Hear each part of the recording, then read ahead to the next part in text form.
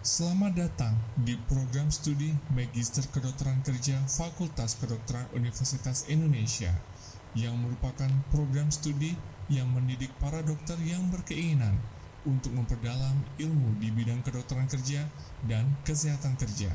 Berikut ini adalah visi dan misi dari program studi Magister Kedokteran Kerja.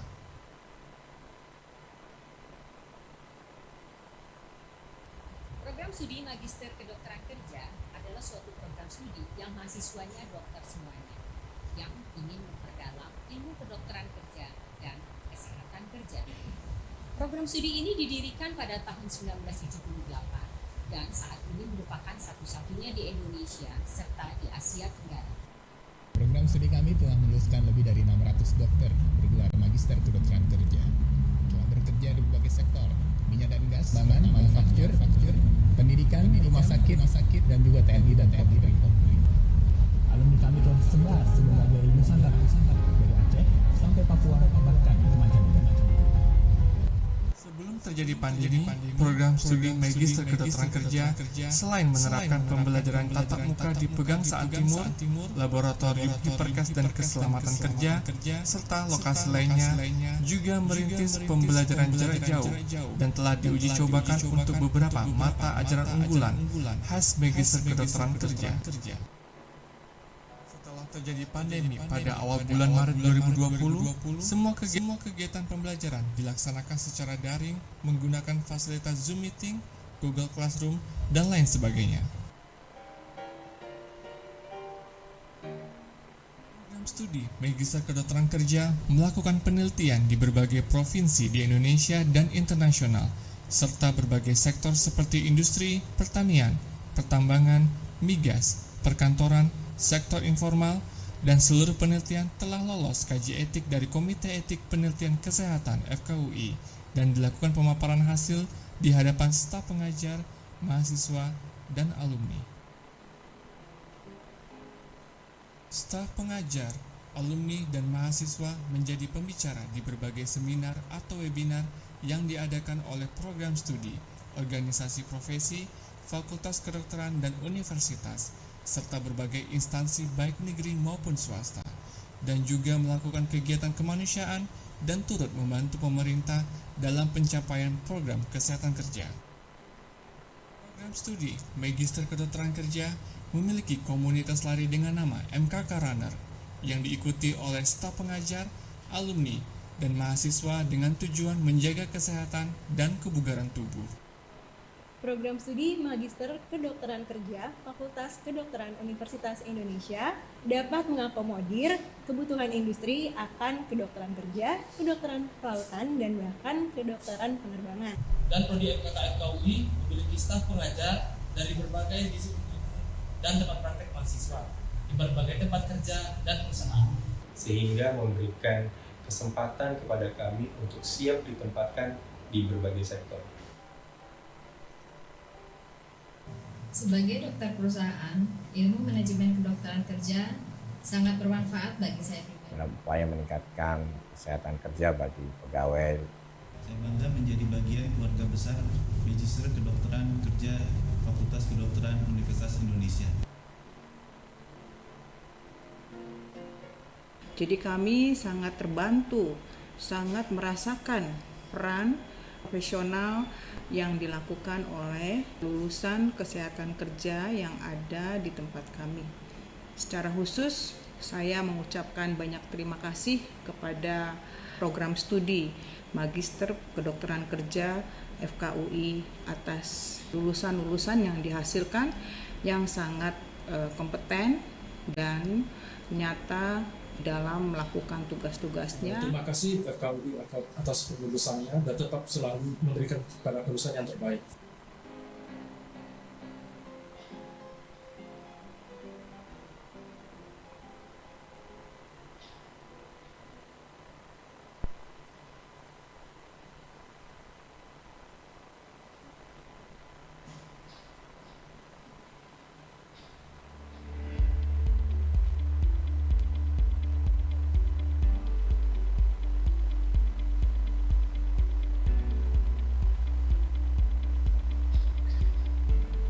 Selamat datang di program studi Magister Kedokteran Kerja Fakultas Kedokteran Universitas Indonesia, yang merupakan program studi yang mendidik para dokter yang berkeinginan untuk memperdalam ilmu di bidang kedokteran kerja dan kesehatan kerja.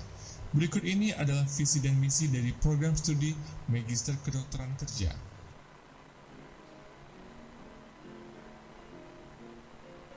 Program studi Magister Kedokteran Kerja adalah suatu program studi yang mahasiswanya dokter semuanya, yang ingin memperdalam ilmu kedokteran kerja dan kesehatan kerja.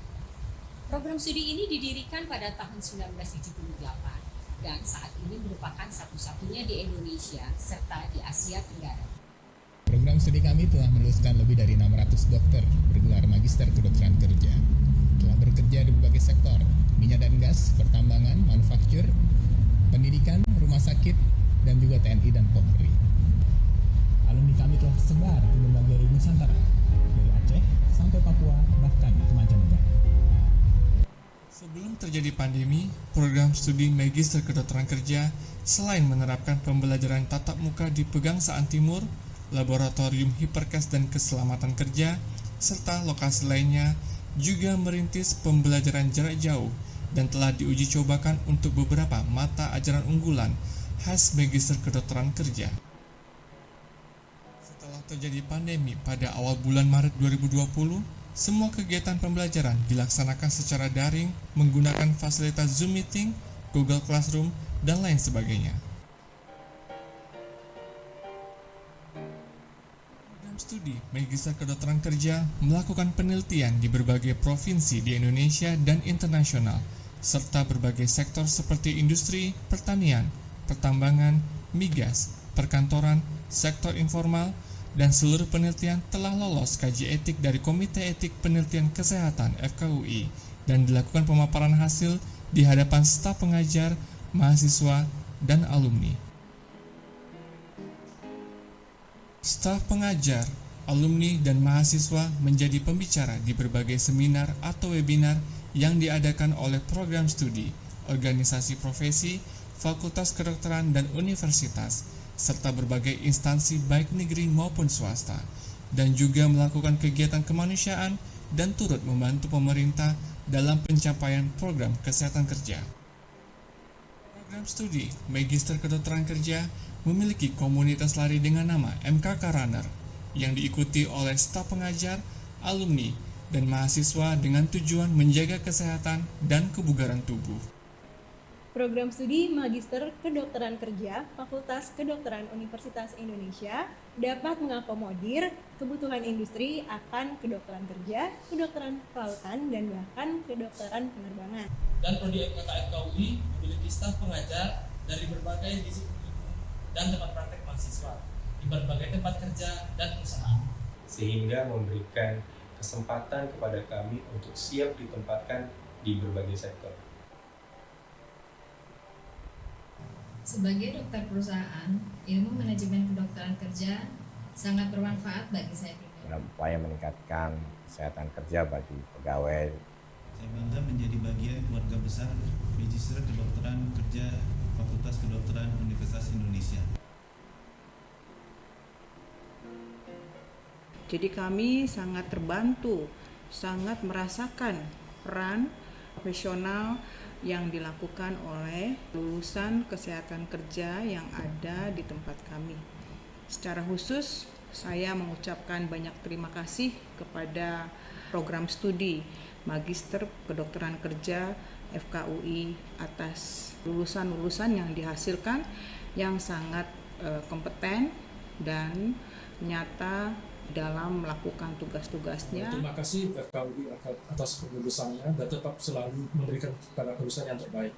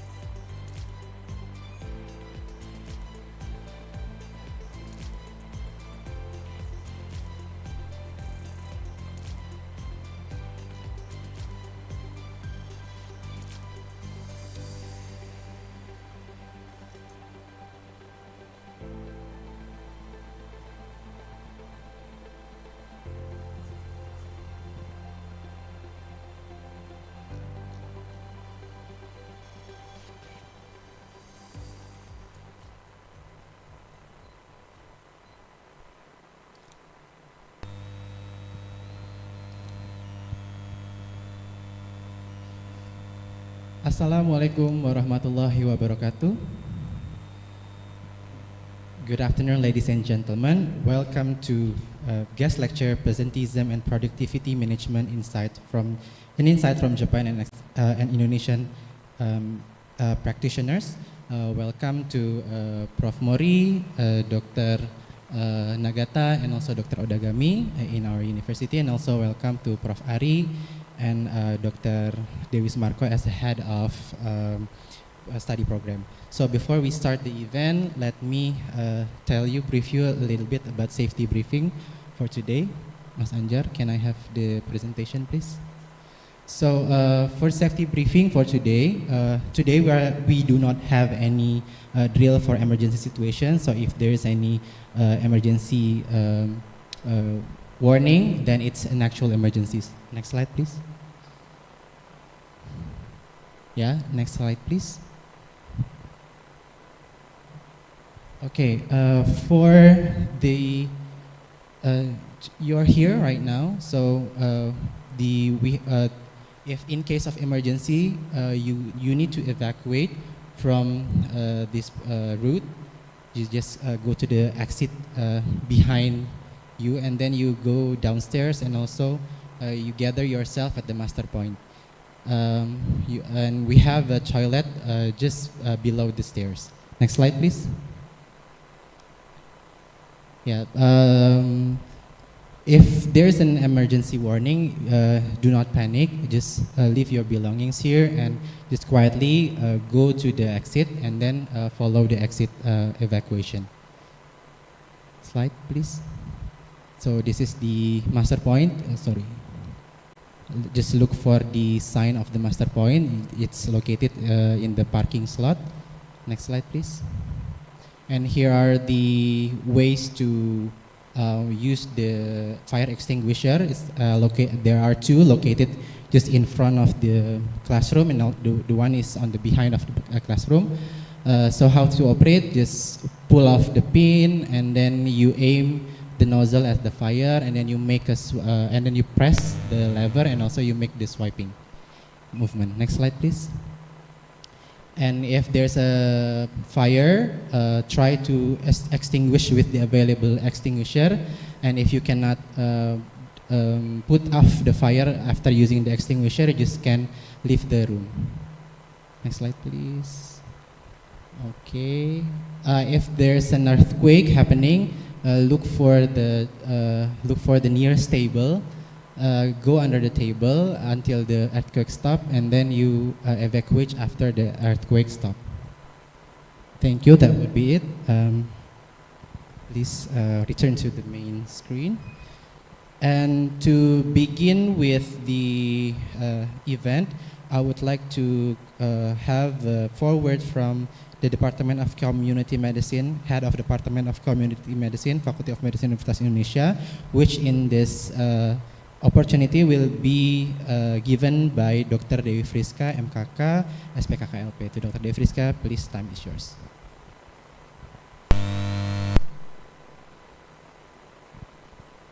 Thank you, Dr. Mansen. Yes, Bismillahirrahmanirrahim. Good afternoon. Assalamualaikum warahmatullahi wabarakatuh. And konnichiwa to our distinguished speaker. Yes, and dear Honorable Prof. Mori, and also Dr. Nagata, and Dr. Odagami, and also our Honorable Dean of Faculty of Medicine, Universitas Indonesia, Prof. Arif Fahrial Syam, and also our head of Master Occupational Medicine Master Study Program, Dr. Dewi Soemarko, and also actually we have also Dr. Ade Mutiara as our speaker, and also Dr. Nuri and Dr. Dewi that will be our moderator for guest lecture today. And I as a representative of the head of Community Medicine Department, because Dr. Retno Asti cannot join this guest lecture because she has another agenda, and we welcome you to join this guest lecture, because actually this guest lecture with the topic Presenteism and productivity management. I think this is very interesting topic, not only for the doctor and also the academic professional and also for the student. I think this is very important for the company because this is how we take care of our employee beyond this health. So I think this is very important. I hope you enjoy all the all the speakers topic today and enjoy the guest lecture. Okay, good afternoon. Assalamualaikum warahmatullahi wabarakatuh. Thank you, Dr. Dewi Friska, or in short, Dr. Devris, because we have so many Dewis here in our department. Yeah. And then the next is I would like to have a forward from the Dean of Faculty of Medicine Universitas Indonesia to Professor Arif Fahrial Syam, MD, PhD, internist consultant. The time is yours.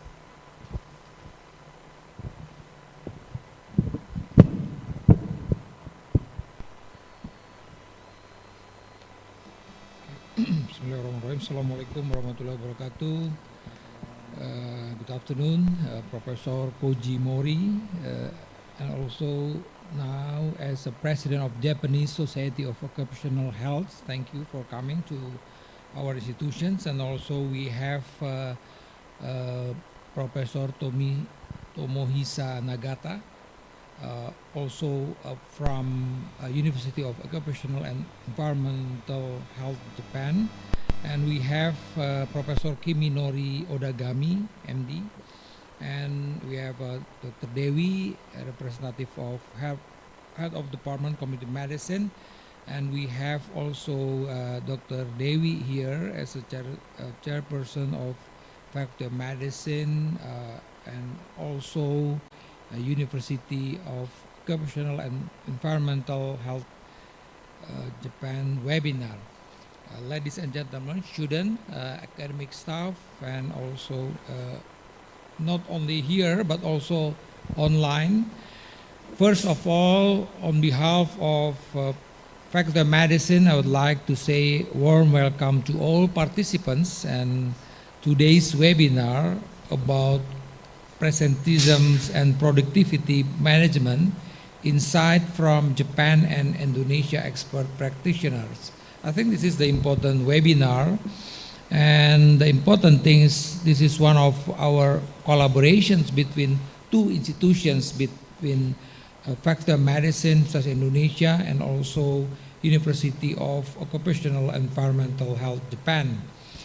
And I think beside the webinar, we have student exchange programs, and also we have academic staff exchange programs, and also we have got information from Dr. Dewi and Professor Mukhtar this morning that we also have good collaboration in the research as well, and also collaboration in publication. I think this is important, how to make our study programs and also our institutions stronger and stronger.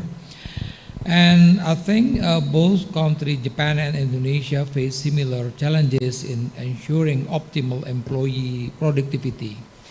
Nowadays, the phenomenon of presenteism in a shared concern and then can affect individual performance, team dynamics, and overall company success.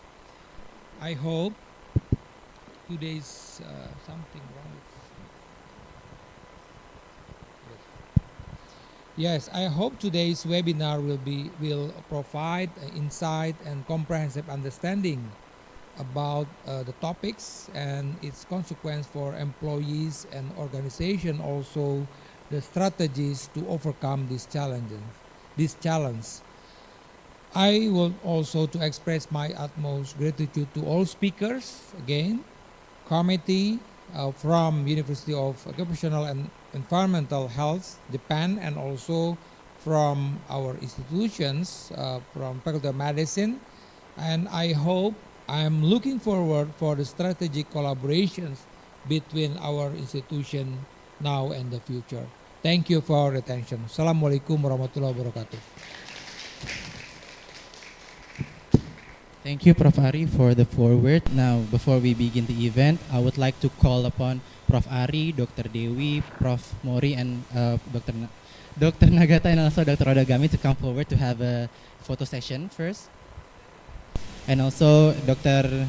Dian, Dr. Retno, Dr. Dewi Friska, Dr. Indah, Dr. Aryan, also Dr. Nuri, Dok. Yeah. Okay.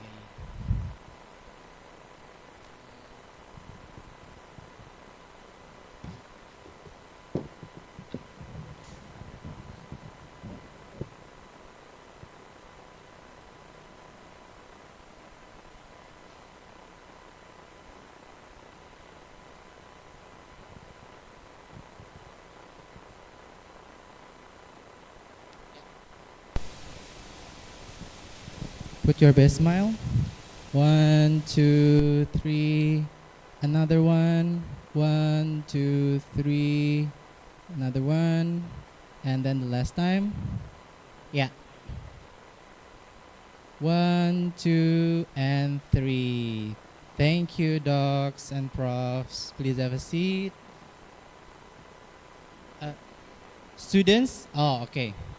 Yeah. Okay. Yeah. And then the next would be students or participants. You may just sit down.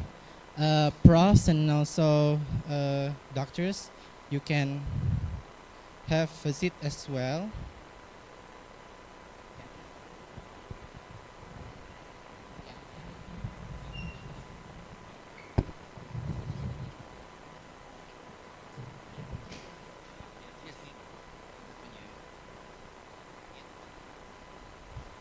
So, who is going to take the picture? Yeah. Okay.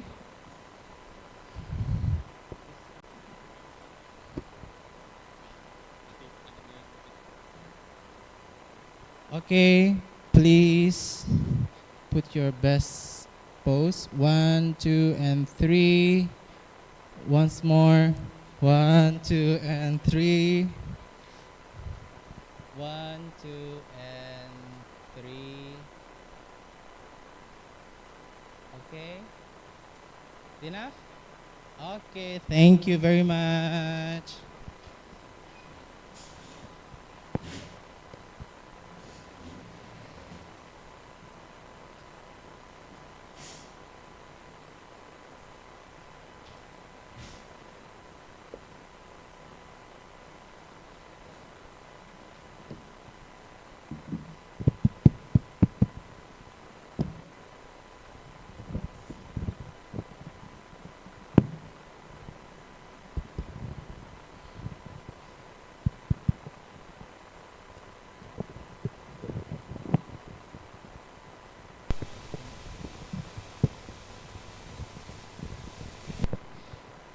So we may proceed with our activity today. So we are going to be entering the main event for this guest lecture.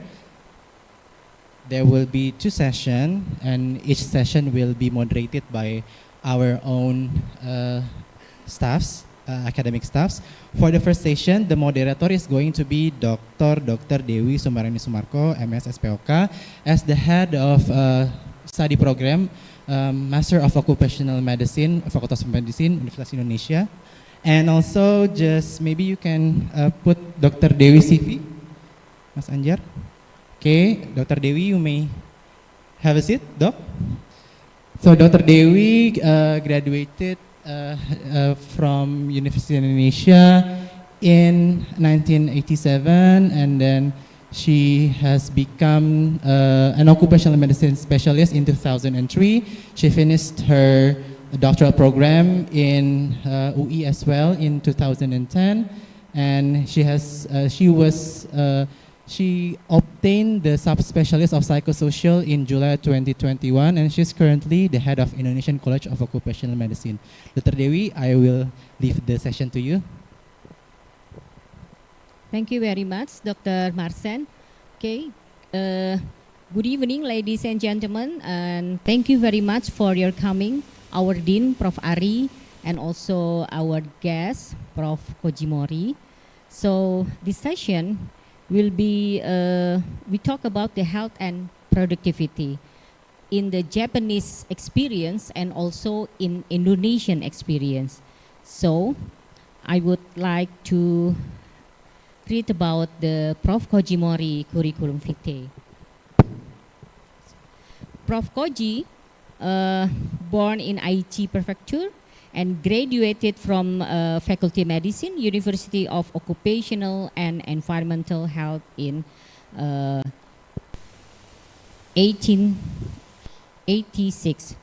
Completed the doctoral course at the same graduate school in 90, and then become the medical director of SpOk in 92. And then since 2003, he has been the director of the Industrial Physician Training Center at the University of Occupational and Environmental Health. On 2005 until 2010 years, he has become the Vice President, Fukuoka Prefecture Occupational Health Instructor. He is the author of many books, including Occupational Health Activities by Management System, and he is now the President of Japanese Society of Occupational Health. So, Prof. Koji, could you come in front of us? And then please give applause to our professor. And then the title of his speech is Health and Productivity Management, Sharing the Experience in Controlling, sharing experience in Japanese country. Okay, please, Prof. The time is yours in 45. Okay, thank you. Selamat siang. Nama saya Koji Mori. Okay. I'm very glad to invite us to have the lecture today. So we have been communicating with my friend, community medicine in the University of Indonesia for more than 10 years. So we do the personally, we make the some research. But last year, UI and UOEH school have the MOU. So from this year, the relationship became official. We should enhance the collaboration in the research and the human resources. So please join our communication, all of you. So today, I would like to talk about, slide please. Slide. Talking about health and productive management. Yes, in Japan. So that project is I'm fully involved in.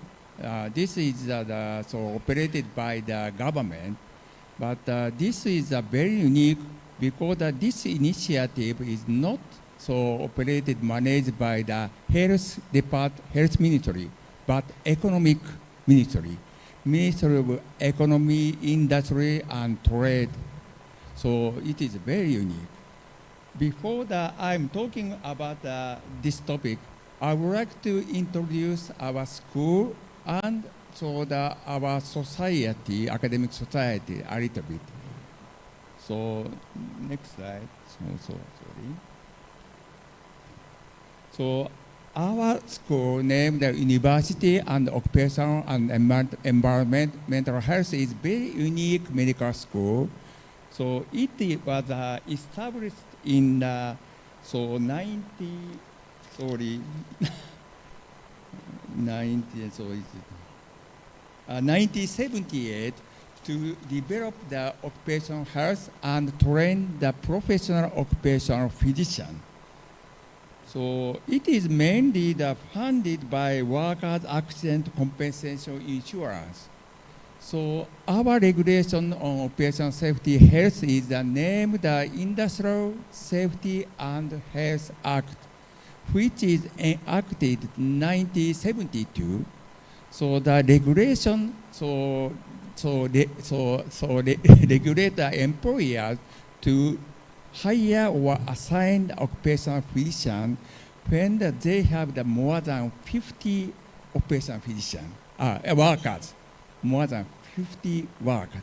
At that time, there are very few occupational physicians in Japan, so the Japanese government decided to establish a new medical school for the purposes.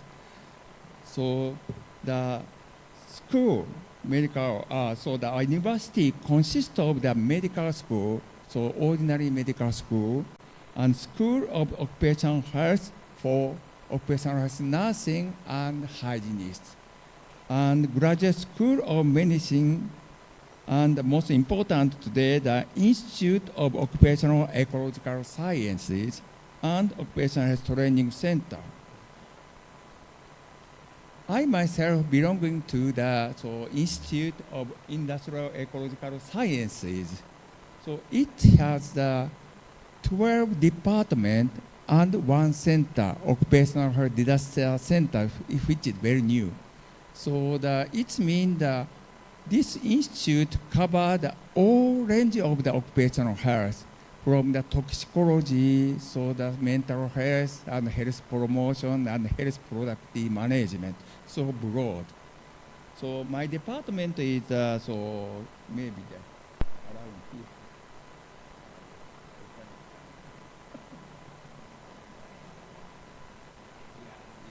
This is a very new. It is developed in 2012.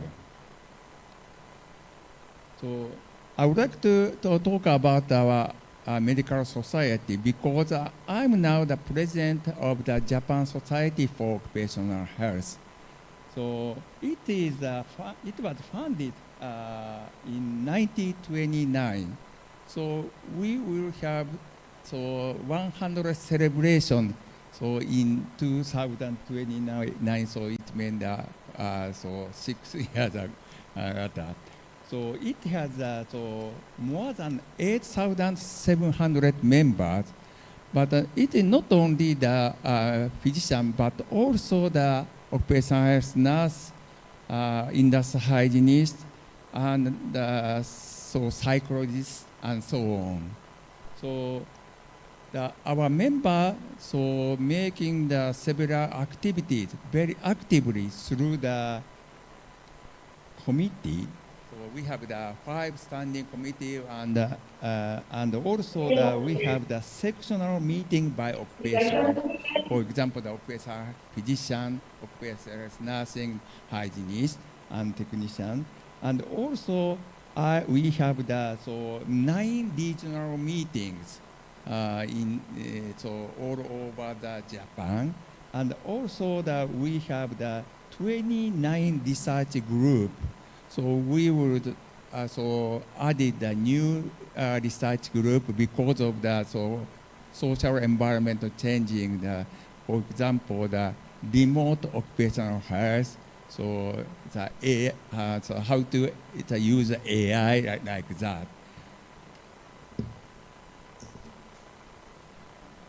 So this society makes a lot of things. These are list of the main activities. So, for example, we held a national conference twice a year. One is very academic. The other is very practical in the autumn. We also have the regional conference at each regional meeting. We also issue the recommendation of occupational exposure limit. So this is a very unique activity for the academic society. So government referred our limit. We also publish the academic journal, 2 English journals, 1 Japanese journal. So the main journal is Journal of Occupational Health. So the impact factor last year is 3.0. And we also make the certification system for the occupational physician and occupational health nurses. And we also make a lot of the training, other activities. So, more than 8,000 members so actively involved in such activities. So, maybe as in Indonesia, we are facing so different kind of the challenges. Well, I think that these are main challenges. One is measured for the workers' mental health. So it is psychosocial risks because of the rapid change of the working environment and the relationship between the colleagues, between the company and the employees. So second challenge is this is related to today's topics. So we are very facing the aging society, rapid aging of the workforces. So we need to promote the workers' health against aging and diversity of the workforce. Third one is the establishment of the autonomous management system for chemical and other risks. Because in 1972, our regulation is enacted. So the regulation is very well because it is written, detailed things, detailed requirements are written in the regulation. So when it is acted, it is very effective to improve the working condition. But now the working condition is changing so rapidly. So regulation cannot follow such rapid changes. So government decide to make the paradigm shift from the regulation-based occupational safety health to the autonomous occupational safety health based on the occupational health safety management system. However, regulation change is not so difficult, but to develop the professional specialists, it is very difficult. It takes a very long time to do, so that we need to close the gap between the specialists, lack of the specialists. We also need to use the new technology to more cost-effective of the occupational health. So these are the main our challenge in Japan in occupational health. So which do you think is better?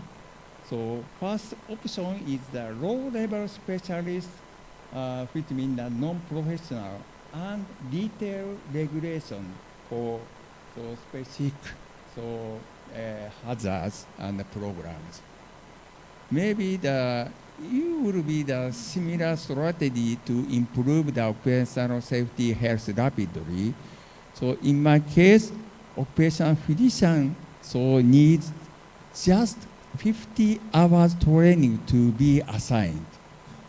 So in your case, you are you want to be the professional occupational physician, so you choose the training course more than 2 years or 3 years. We have such a training course. It takes the 5 years, including the 2 years residency in clinical residency.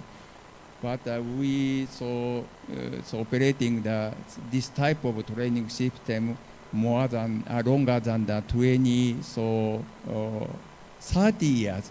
But the number of the professional occupational health physicians is just 600. But occupational physician who has the minimum licenses, there are more than 100,000. So this is 1/3 of the total population of the medical doctor in Japan. But they cannot handle such a complex changes. So in the current era, so maybe high level professional like you, like us, are necessary, very important to handle the new challenges in occupational safety health under the rapid changing society. So you are very important. So I would like to talk to the main topics, health and productive management in Japan. So as I said, Japan is facing the rapid aging. This is the trend of the population. So blue line is the working age population. So from the 50 years old to 6 years old. Total number of the population is started to decrease in Japan. But the most significant issue, big issue is the number of the working population is decreased rapidly. To make the social system, to maintain the social system and economy, so it is very difficult for Japan without some automation, some manpower from the foreign countries, and also make the elder people work longer. So who is get the premium? Who should pay the tax? So the balance is very important. However, without making these people healthy, it is very difficult to make them work longer. So the government decided to start the health and productivity initiative in 2013.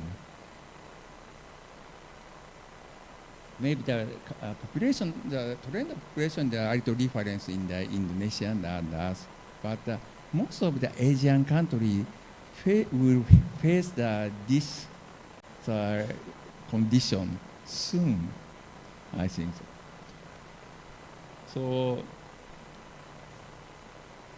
health and productive management is the topics that are facing a challenge, the promotion of workers' health aging against aging and diversification of workforce. So the Japanese government implementing Japan revitalization strategy in 2012. At that time, Prime Minister was Shinzo Abe.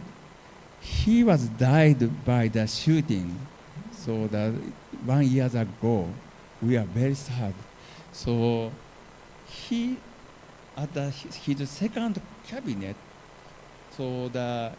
this is Japan revitalization strategy is the main policy of the cabinet. So in that strategy, extending the nation's healthy life expectancy became one of the main topics of the strategy. So the government established the headquarters of healthcare policy chaired by the Prime Minister in 2013, and under the strategy, Next Generation Healthcare Industry Council was established and discussed how to encourage the employers to invest in employees' health and how to grow the healthcare industries. Because Japanese government had a big debt, so we also have the public health insurance system, but the economic condition is so bad. So the party that can invest workers' health is the private sector who are using the population as a workforce. So I have been fully involved in this counseling as a head of the working group, discussing how to make the employers invest the employees' health. So at this moment, so issue on the employee health is quite important issues on the corporate management. Before we starting the initiative, some excellent management understand the relationship between the two issues. So they had already implemented the health promotion program for workers. However, so most of the employers who didn't understand the relationship, so we need some characteristics. So we implemented several program catalysts. So we implemented several programs, including the incentives by the government and private sectors.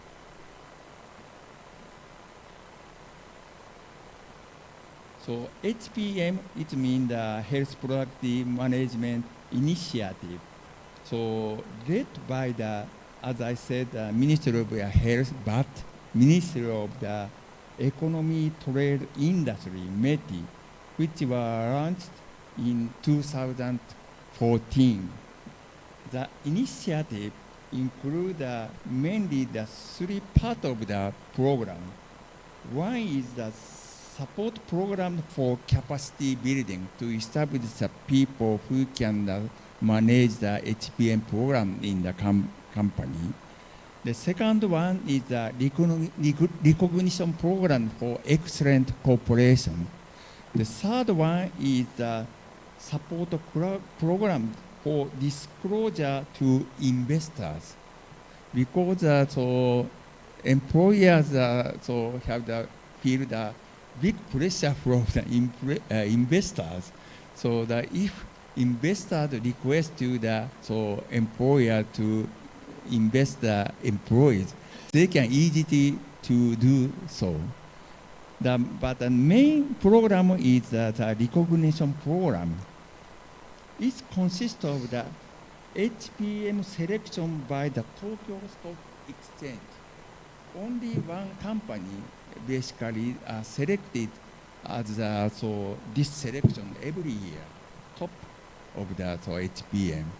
The other is excellent cooperation in HPM, which is presented by Japan Health Council, co-chaired by President of Japan Chamber of Commerce and Industry and the Japan Medical Association.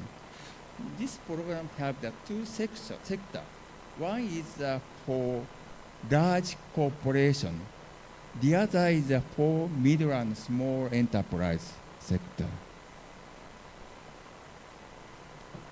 So I think the most important thing for our such a specialist like us, so how to design the evaluation indexes, because the recognition is a kind of the carrot for the horses, because the company want to have the incentive by the getting the recognition. But how to decide which is a good cooperation in the HPM, which is the second good? So that it is depending on the evaluation indexes. So we developed the health productivity management survey sheet, and it has been updated every year to meet the current condition. For example, in 2018, 2020 to 2020, we enhanced the question about the infectious control program because of the COVID-19. So we usually discuss in this in April, and then they decide in the July, and open the new survey sheet in August every year. So the program, evaluation, index, it means the HPM survey sheet consists of the 4 categories: policy and leadership, organizational and system, program, and evaluation improvement. Of course, we know that here, compliance with the regulation and health risk management is very important. However, the necessary items of the regulation they have to comply with, and the existing risks is so quite different among the industries and among the company. It is not so fair to evaluate this area. So we decide if the score of these 4 categories are so high, but if the company had a big accident or some violation to the regulation, so the recognition will be omitted. So we decide this strategy. So our department fully involved in developing this survey sheet. At the first year, officer of the Ministry of Economy, Trade, Industry visiting our department, discussing how to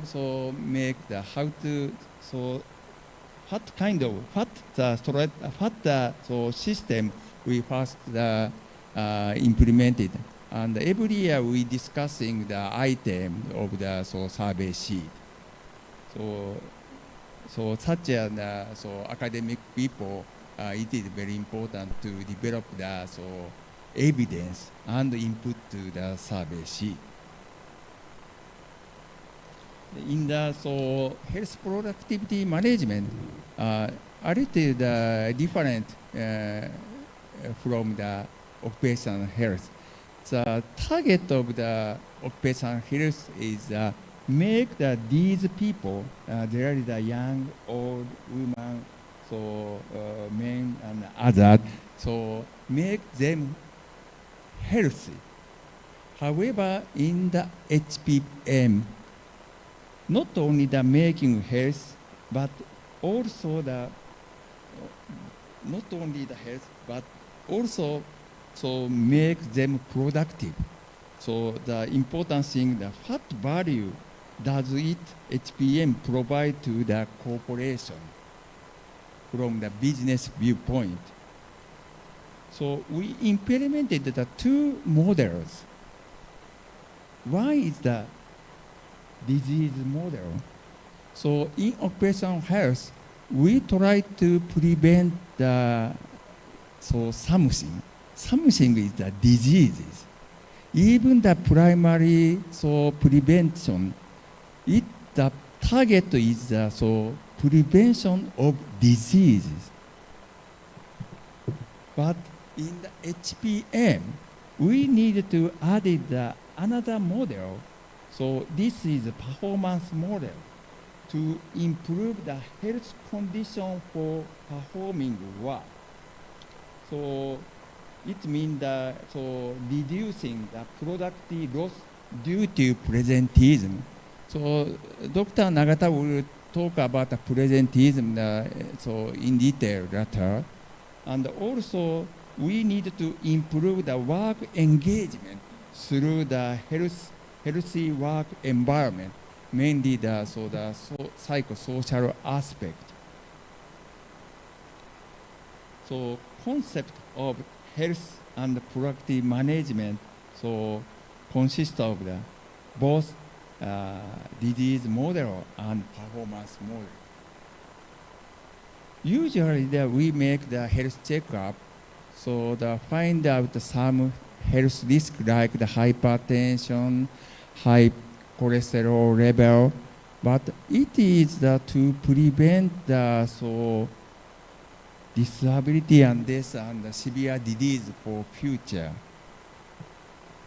However, the population who have such a condition, who will have a condition, just a few percent of the total working population. I think it is very important, but so the people who have ill condition and have symptoms due to such a condition, their productivity is decreased due to the presenteism. Presenteism means that the worker is present at the workplace, but their productivity is decreased due to the ill condition. Maybe that there are more than 10% or 20% of the workers are such a condition in the ordinary working places. So this is so the first author is Dr. Nagata. We calculated the loss, health-related loss of the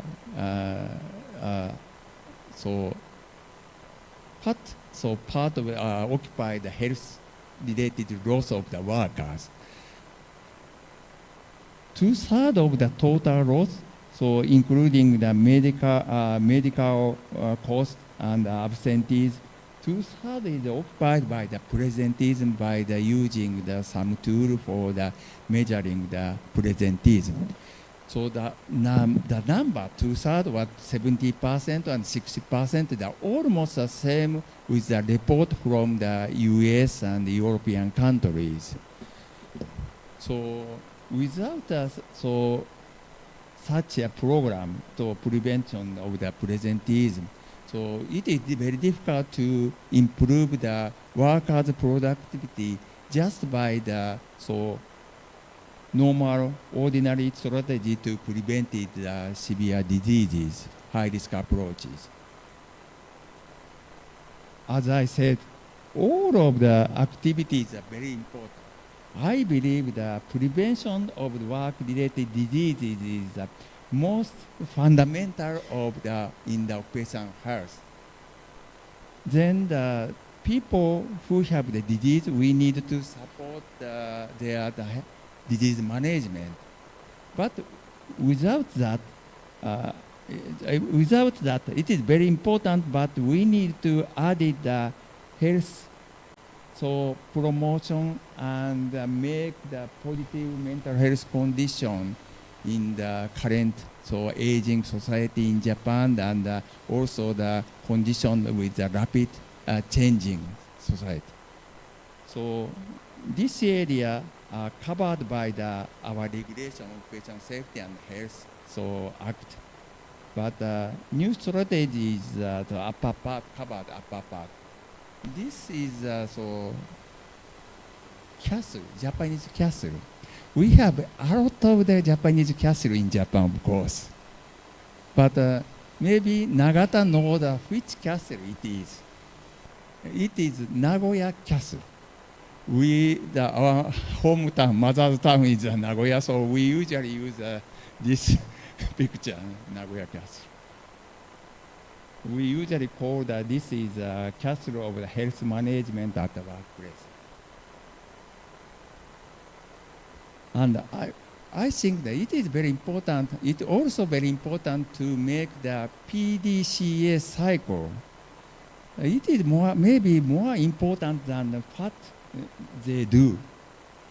So because the program should be decided on the policy of the company, and also based on the current situation, current issue of each working places.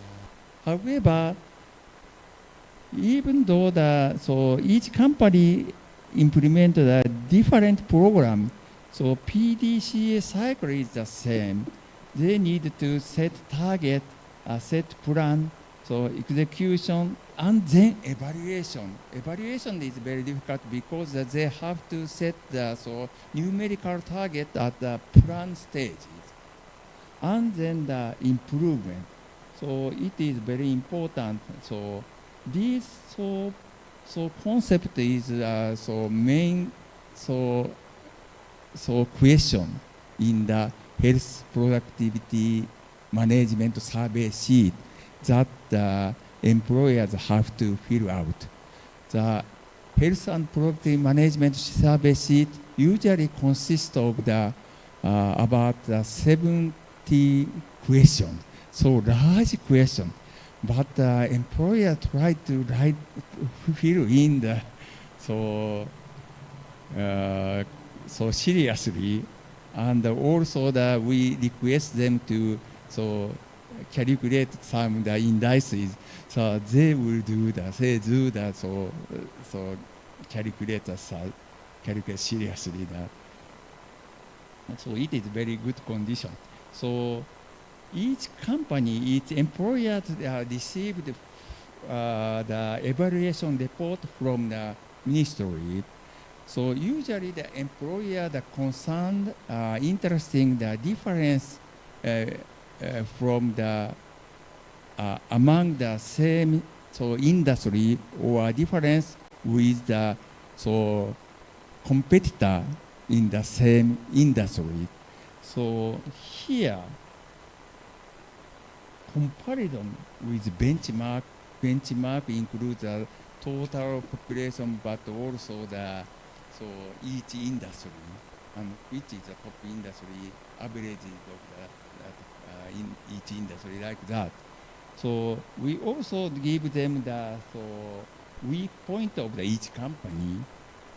We also give them the recommendation for the improvement, and also the trend of the score.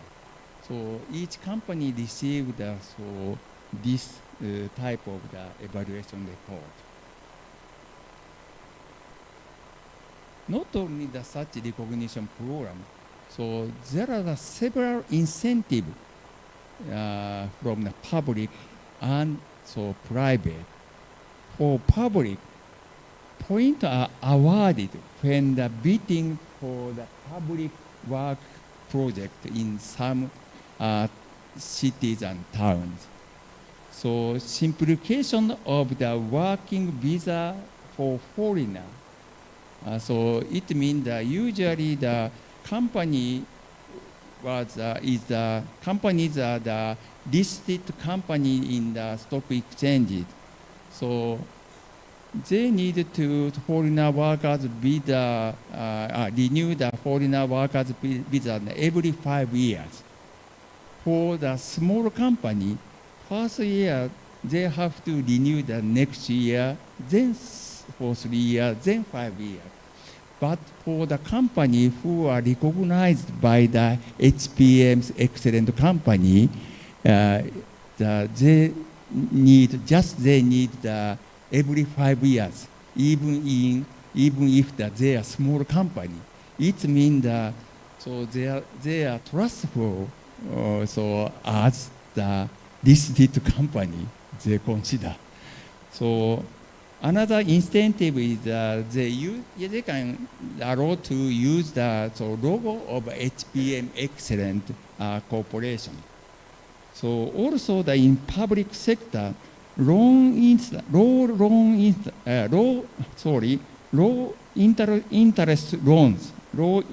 loans at financial institutions like bank are implemented. Also the reduction of premium when enrolling in a private medical insurance. We are now working to develop the health promotion program through the health insurance company for the small and medium companies. And also we are supporting such a company to can get the recognition. So it is very important for the small company. Usually they are not so familiar with occupational health, not so serious for occupational health. So another the other private incentive is some recruiting company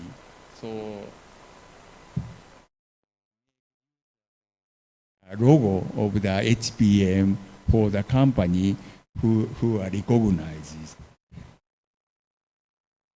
When we started the HPM program, we are afraid that no company, but a small company, just small company were interested in the HPM. However, that is expected bigger than we expected, because the number of the recognized companies are increasing every year. So in the 2017, big corporation sector, only the 235 corporations were recognized. Now the number is 2,676. It means expand 10 times. But it is not only for the big corporation, but also the small medium enterprise. First year number is 318, now 14,000. But it is big number, I think.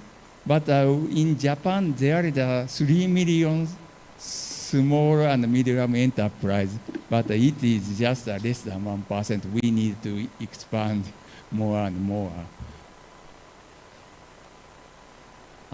I sometimes visited such corporations which are recognized and have get fruit. We feel that the direct effect of such corporation is low sickness absences, and also the high productive and engaged workforces.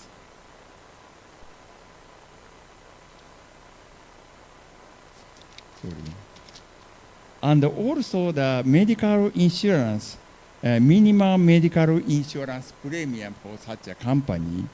And also that maybe this is the most important, a trustful relationship between organization and employees, and low turnover rate.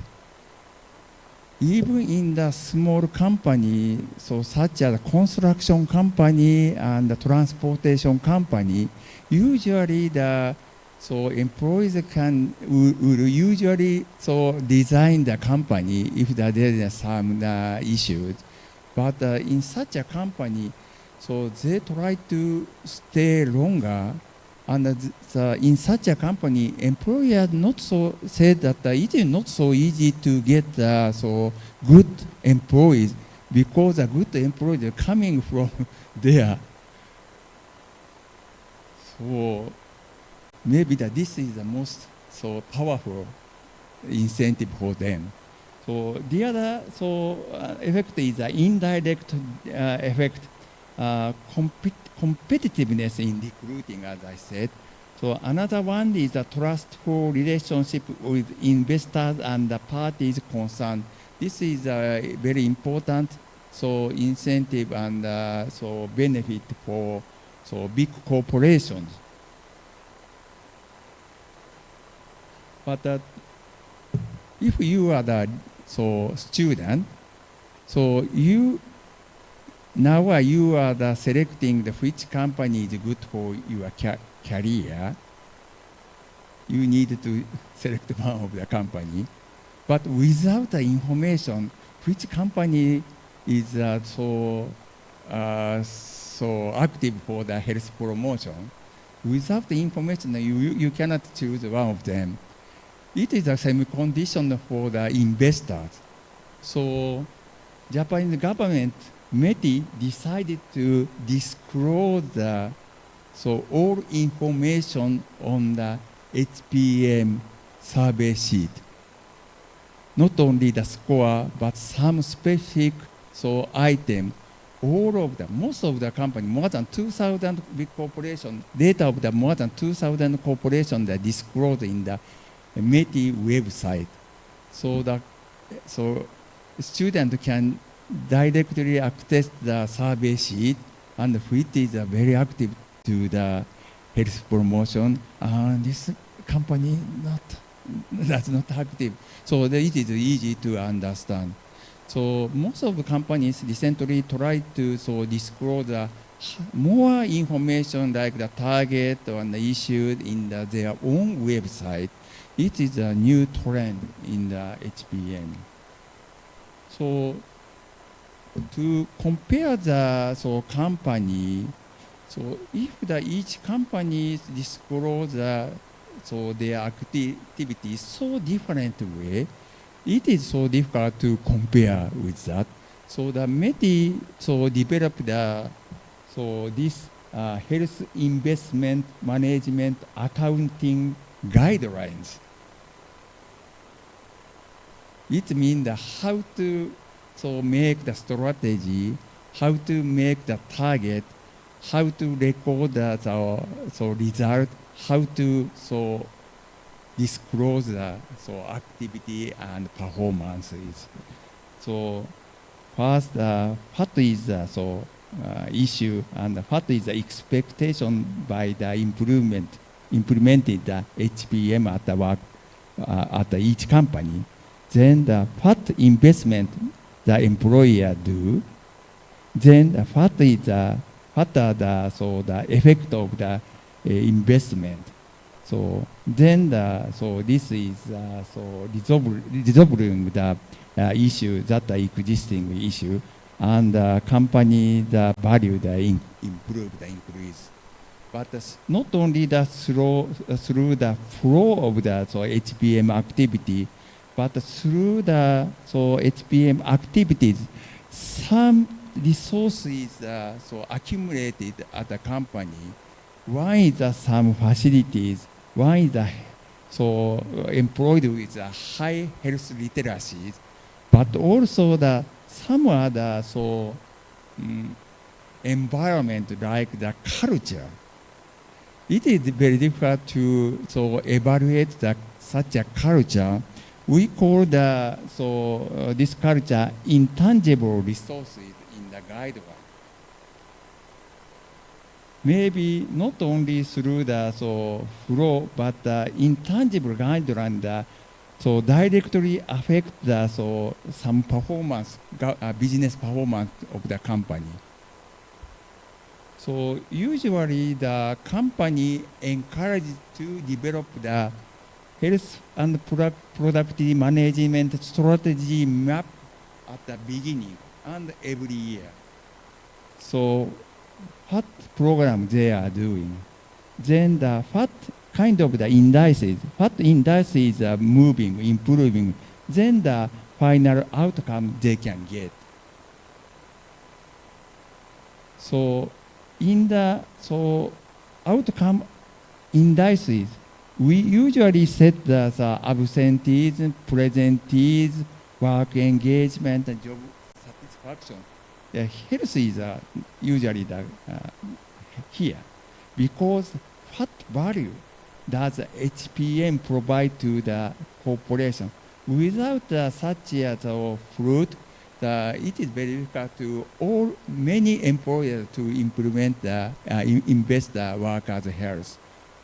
And also, we encourage the employers to measure the accumulated resources. One is health-related resources, but another one is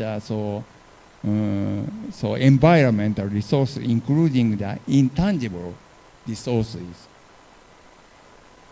So through our observation, I think this type of the resources is very important to get the good result of the health improvement investment.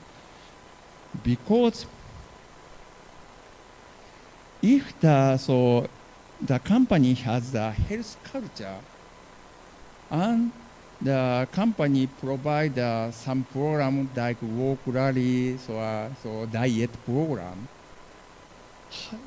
how do you think how many employers, workers participate in the program? some company only 5%, only or 10%, but some company higher than the 90% or sometimes the 100%. So employer or employees that participate in the same program. What is the difference between the two companies with the same program? Maybe the culture are quite different. So intangible resources are accumulated. So the participation behavior in health promotion program is increasing. And then through the participation, again, so intangible resources like the health culture that are accumulated. So this resource is not only for the health promotion, but also for business. So like the sorry.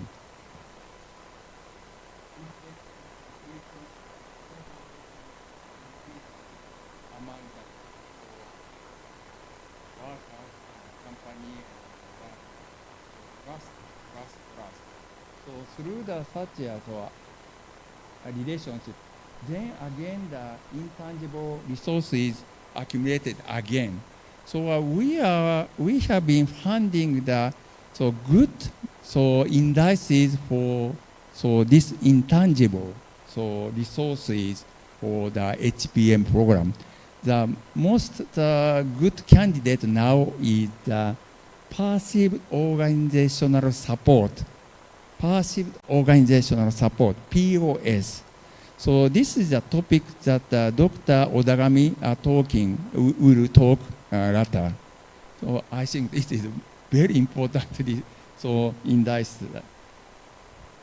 So the company who are selected as HPM stock select in first year, the stock price is much higher perform than the Tokyo Stock Exchange indices.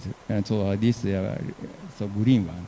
This is upper 20% in the HPM, but the top level of the corporation,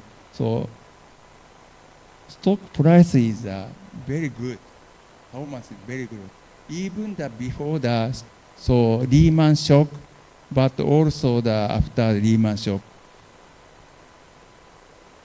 So this is the final slide. I think the goal of the HPM in a country, there are three interrelated sustainabilities. So the company who succeeded in the HPM program, so their workforce can make their health by themselves, and they can develop their own career. It means that it can be called the improvement of the sustainability of the workforce. If such a vital and healthy working force is a lot there in the company, I think the company's sustainability will be enhanced in improvement. If in a country like Japan and in Indonesia, such a healthy workforce and vital working entity, that there are so many. So maybe the sustainability of the company and society will be improved. So this is a goal, I think. So now I'm participate in the HPM project from maybe the total range from the higher and middle and lower. But even if you are participate in the company level or the employee level, so all of them can participate in the making this goal. Okay. This is all of my presentation. Terima kasih.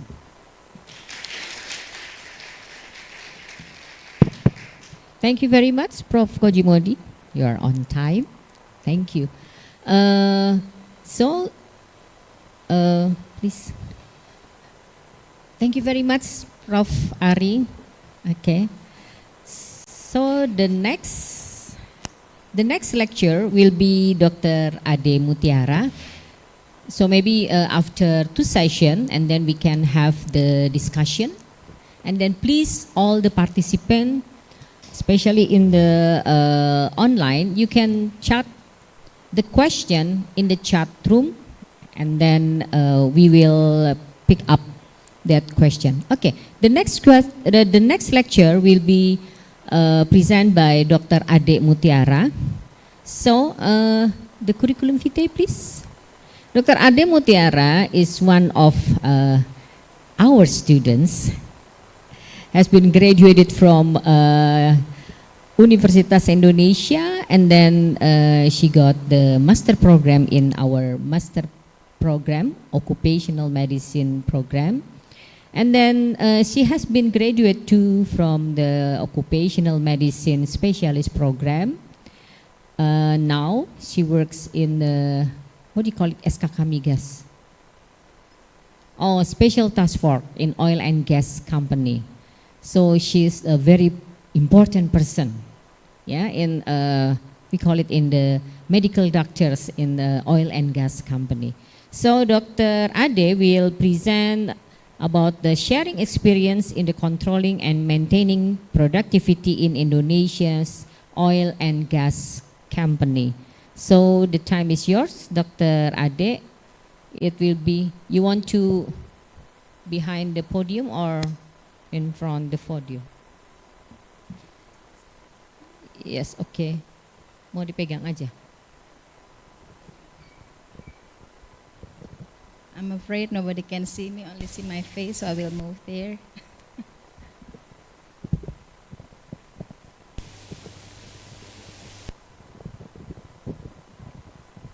Assalamualaikum warahmatullahi wabarakatuh. Selamat siang, good afternoon. For your honor, Prof. Koji Mori and Dr. Tomohisa and Kiminori, yang saya muliakan teman-teman yang hadir di sini. Terima kasih. So thank you Dr. Dewi for inviting me to share an experience amongst those awesome speakers, and also thank you for the Department of Community Medicine of FKUI to invite me to share experience in controlling and maintaining productivity in oil and gas industry. So in this moment, I will share on the side of company doctors, on the side of that I am now working in a special task force of upstream oil and gas Indonesia, which is part of the government, who supervise all the operations and the production of oil and gas supply in Indonesia. So before going to productivity, for sure, I have to share a bit an overview. What is the oil and gas upstream company in Indonesia that responsible on exploration, finding the well, and also the production to supply in also national and export to other countries. Okay.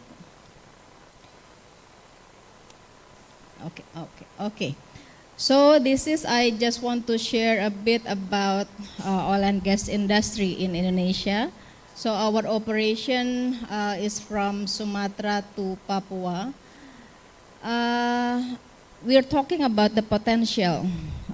Everybody say that fossil industry is a sunset industry because everybody knows now going on the less hydrocarbon. But in a small,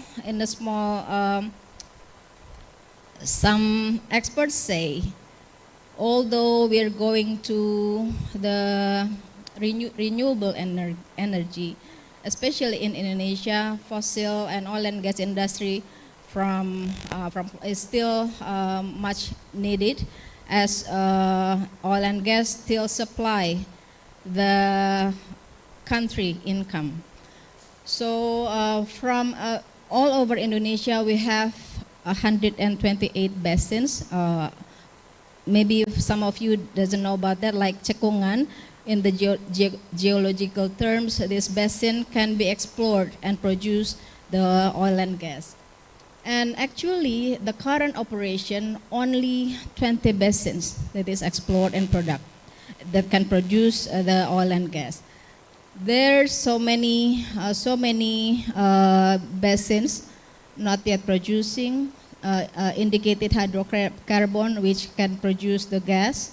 Also not discovery and also undrilled, quite so many. So the government asked us as special task force government to explore more on this basin so we can produce more of oil and gas And our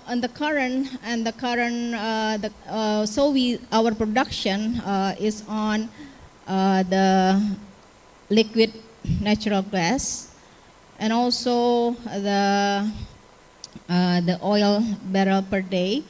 This is those area is distributed to be operated from different company. Let's say that now the biggest company in oil and production is Pertamina, but we have Chevron, we have Exxon, we have BP, we have Inpex from Japan, and then we also have like Eni from Italy. Those companies have contract with the government for certain amount of years to produce certain amount of oil or gas. So this is what we do. As we know,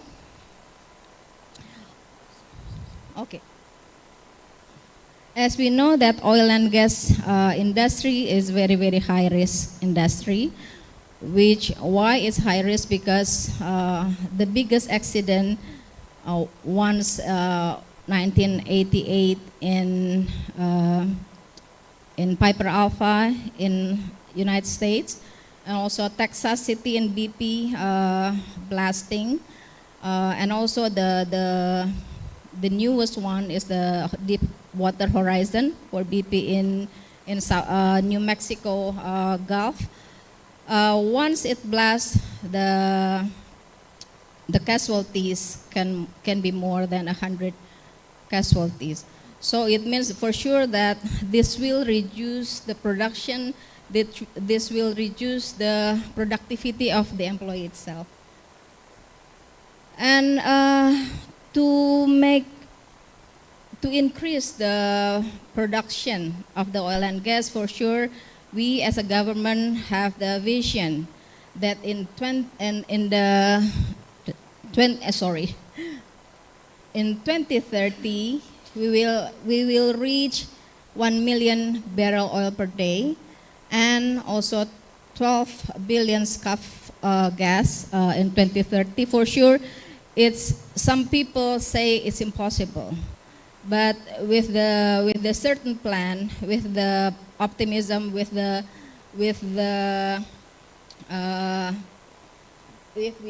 we look back to the map, some people or the government quite sure that we can reach this dream. And how? For sure that we will make this vision and spreading to so many plan. Like this is our ambition, achieving level-based production national capabilities. The target is production 1 million barrel oil per day, and also increase multiplier effect and all strategic pillars, and also how to reach this goal. For sure is we have enablers, and one of the enablers is the people, where we as a health person stand. We are responsible for the healthy workers. That's why if you all, this is all the students, Doc? Okay, so we will work in the company, and we are responsible to maintain the healthy workers in the company. But as a doctor, you cannot only sit in your cubicle or in your clinic. You have to see, you have to be part of the business process. You have to know, that's why it sounds like it's not really medical thing, right? Even there's no health terms in this business school. But how we fit in each process to make sure everybody who will work to this goal is healthy and productive.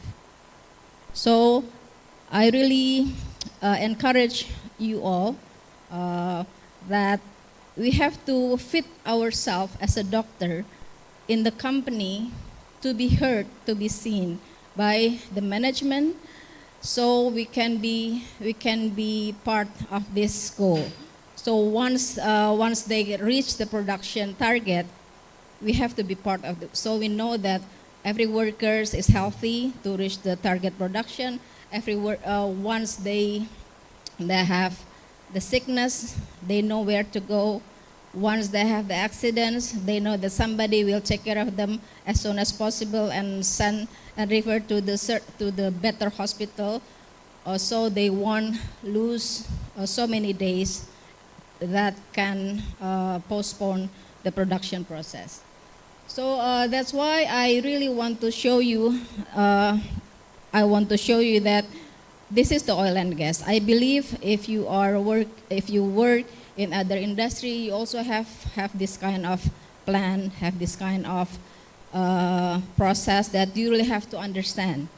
So you will know which department who has the highest mental risk, with the highest stress.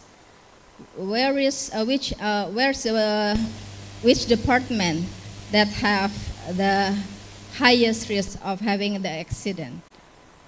So we call it health risk assessment. We really have to know from A to Z. So we know the risk, and then we can have the health program. And with this goal, and then the head of SpOk Migas shout to everybody in Indonesia who work in oil and gas, you do business not as usual. If we do business as regular, we cannot achieve more. So this slogan, business not as usual, has been launched since 2020.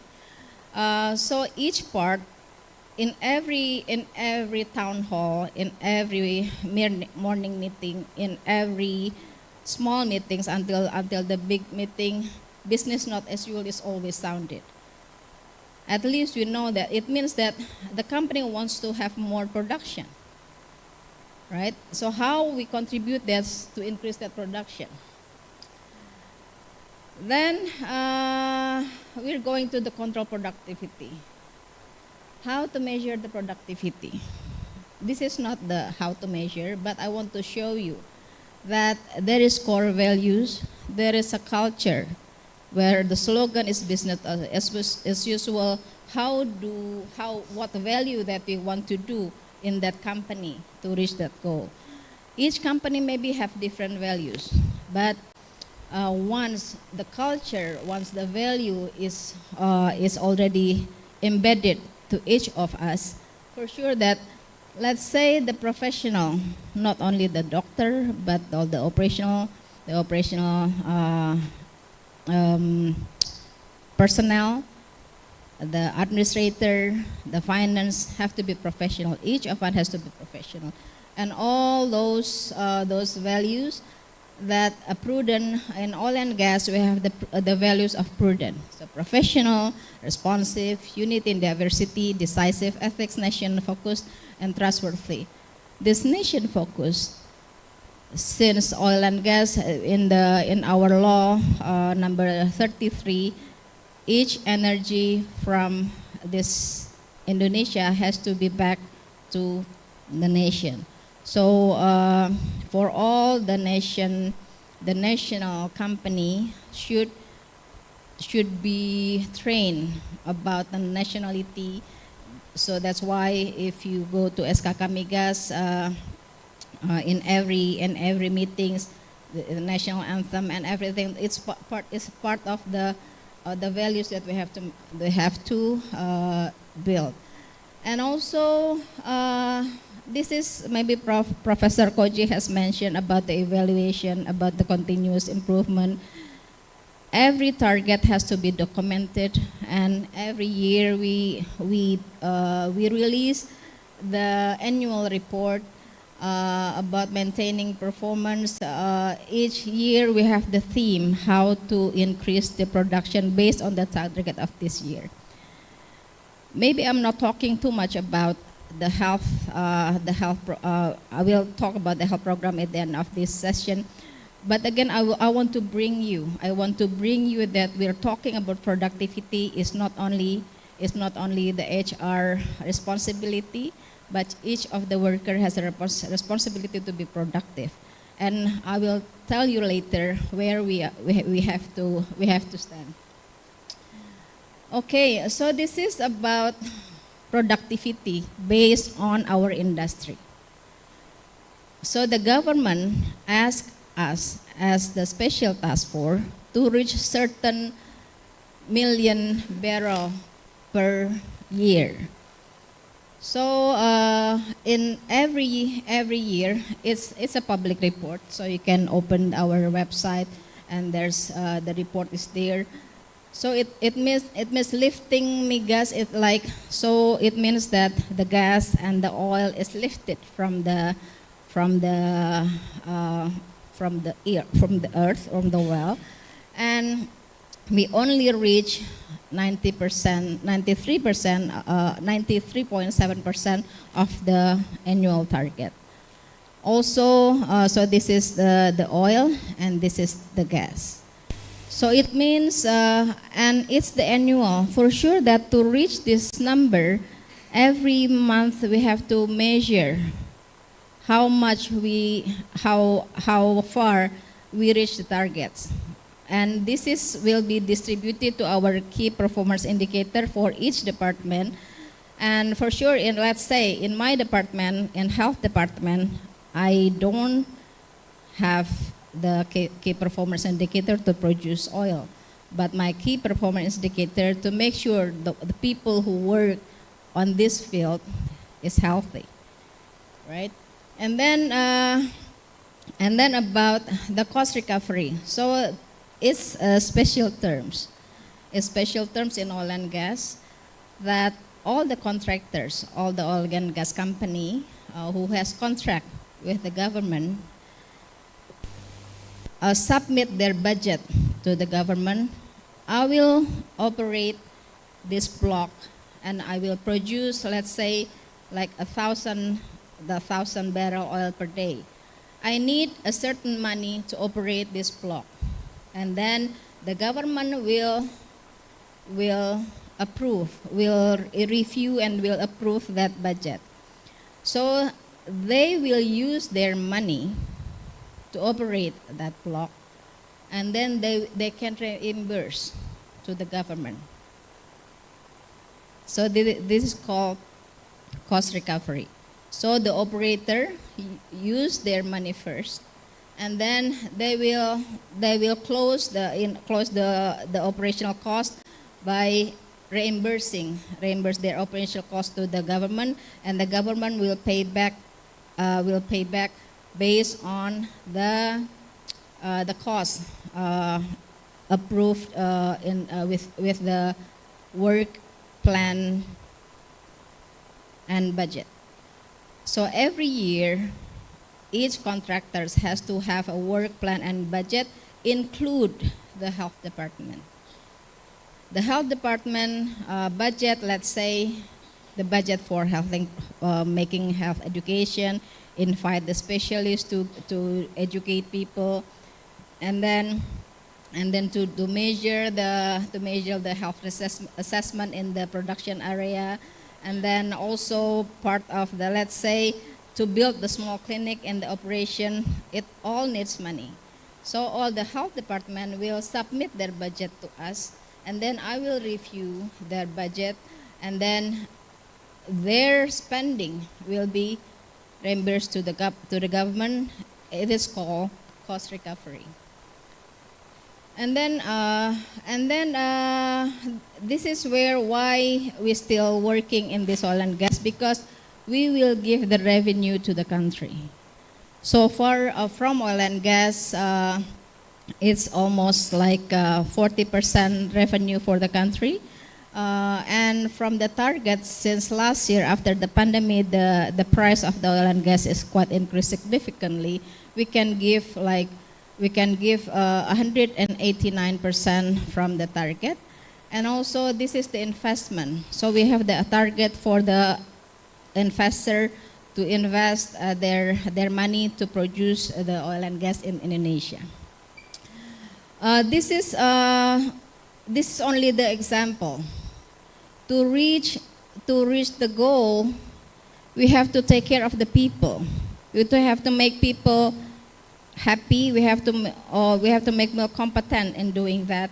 We have to make people know what they're doing. That's why in recruiting the employees in oil and gas, there's a certain the minimum competencies, the minimum experience. That's why if you all want to work in oil and gas company, it has to be you need to have a bit experience in working as company doctor. So I'm talking that to make a production going to reach that goal, you cannot only have 1 year plan. You have to have a blueprint, either 3 years, 5 years, or 10 years, to make sure that our goal is to make sure that 2030 we will have 1 million barrel oil per day is achieved. So to make sure that everybody who work in oil and gas industry competent and produce, but with safe and healthy. Okay, this is only the example that each department has to have a blueprint, and they have to have the performance indicator from this, and then you have to distribute to monthly target. If Professor Koji said, plan, do, check, action, every month we have to evaluate. If this month, let's say our target to produce 500 in the health department, the performance indicator in this month we have to do the medical checkup for 1,000 employees, but not all the 1,000 wants to do the medical checkup that month. Let's say that's what we call evaluation and how the result of the medical checkup. And in every productivity there's a downfall. If everything's smooth, the target can be achieved, let's say in 1 month. But sometimes in the middle of the business process, there's operational shutdown. Suddenly, the pipe is broken. Any problem that can disrupt the operation, and then it will reduce it means that the production target is not achieved, and also the accident. Although, can you imagine you are still you are working in let's say if you work in the manufacture, everything's going smooth, and then one person got finger cut with the automatical machine. For sure that the machine should be shut down. It means not only that particular machine, but all production has to be shut down. Every accident should be investigated. What's the cause? Because every accident means it's this production disruption. So it can be one single injury person or multiple injury, or if there's like a massive, let's say a food outbreak, like a burn, let's say in the Pelumpang, like a big burn. For sure, the production they cannot they cannot put oil in the tank anymore. So safety process. That's why we have under HSE for the prevention. and to make sure that the prevention and promotion of the health is implemented. And also the fatality is also the same with accidents. Once a person have accidents or having heart attack in one area, everybody will stop, right?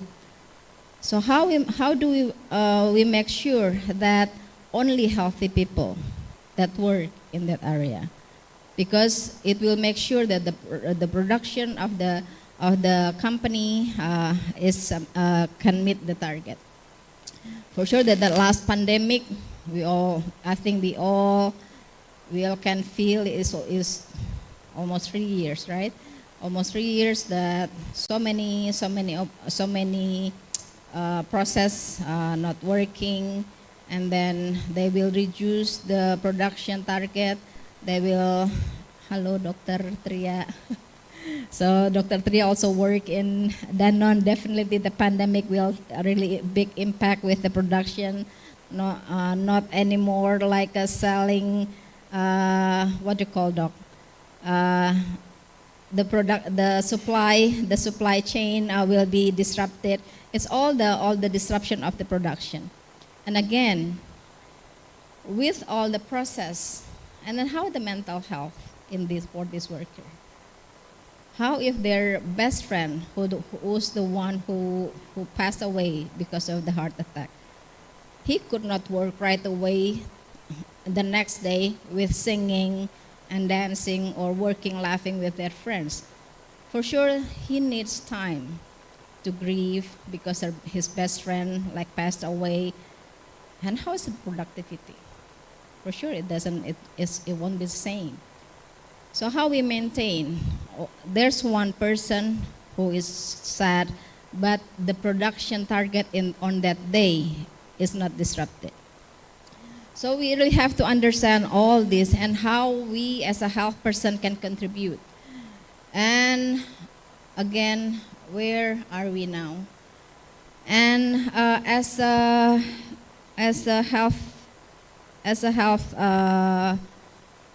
personnel in the company,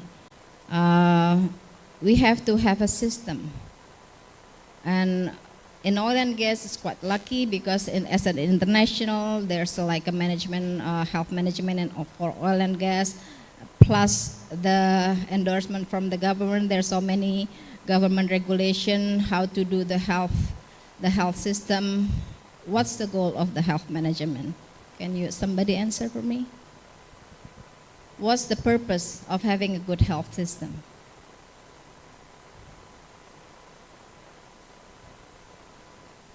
Yes? Yes.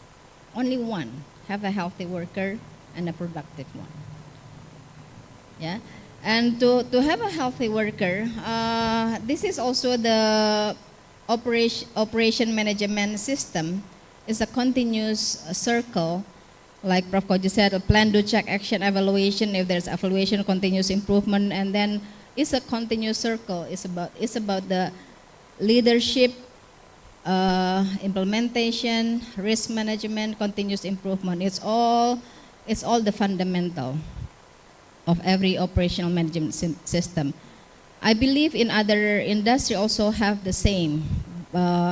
At least the fundamental is the same because it has to be PDCA plus the continuous improvement. And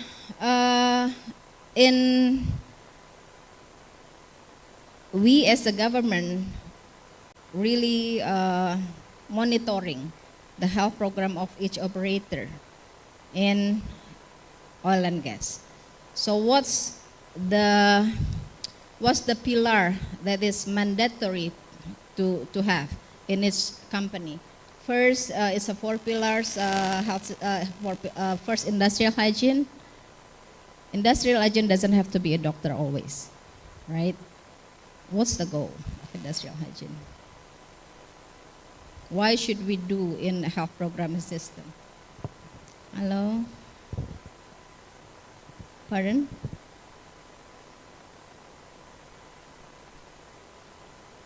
Exactly. So we have to make sure that the work environment is safe for them. So mostly we have to work together with the safety person to make sure that when a worker step in their feet to that area, they are safe. From in our industry, from noise, from benzene, from the hot work. Although it's hot, how could we manage? They have to drink every 15 minutes for 150 milliliters, right? It's like a heat stress management. So you have to have a program to make sure that all the risk is documented, and what's the recommendation, how the implementation. And also the second one is the occupational health. This is what we do. The health screening, health surveillance, to treat the sick persons. And the third one is emergency response preparedness. How do you save? How do you feel safe if you know there's a risk, but you don't have any equipment for responding to an emergency? How a worker will feel safe if you don't have a good emergency response preparedness? Right. So this is it's not part. I'm in oil and gas. This item is standing alone, because not only the first aider, but also we're talking about the mass casualty management system. Because in oil and gas, sometimes it can be blasting that can impact like 100 people who work there. That can be burned, let's say in the rig, in the platform, in the middle of ocean. They cannot go anywhere. They can jump to the ocean and then kill themselves. So we'll have to make sure that every emergency response preparedness is implemented. And also the public health. Why public health can impact the productivity in the company? Anybody can answer? Why public health should be, yes?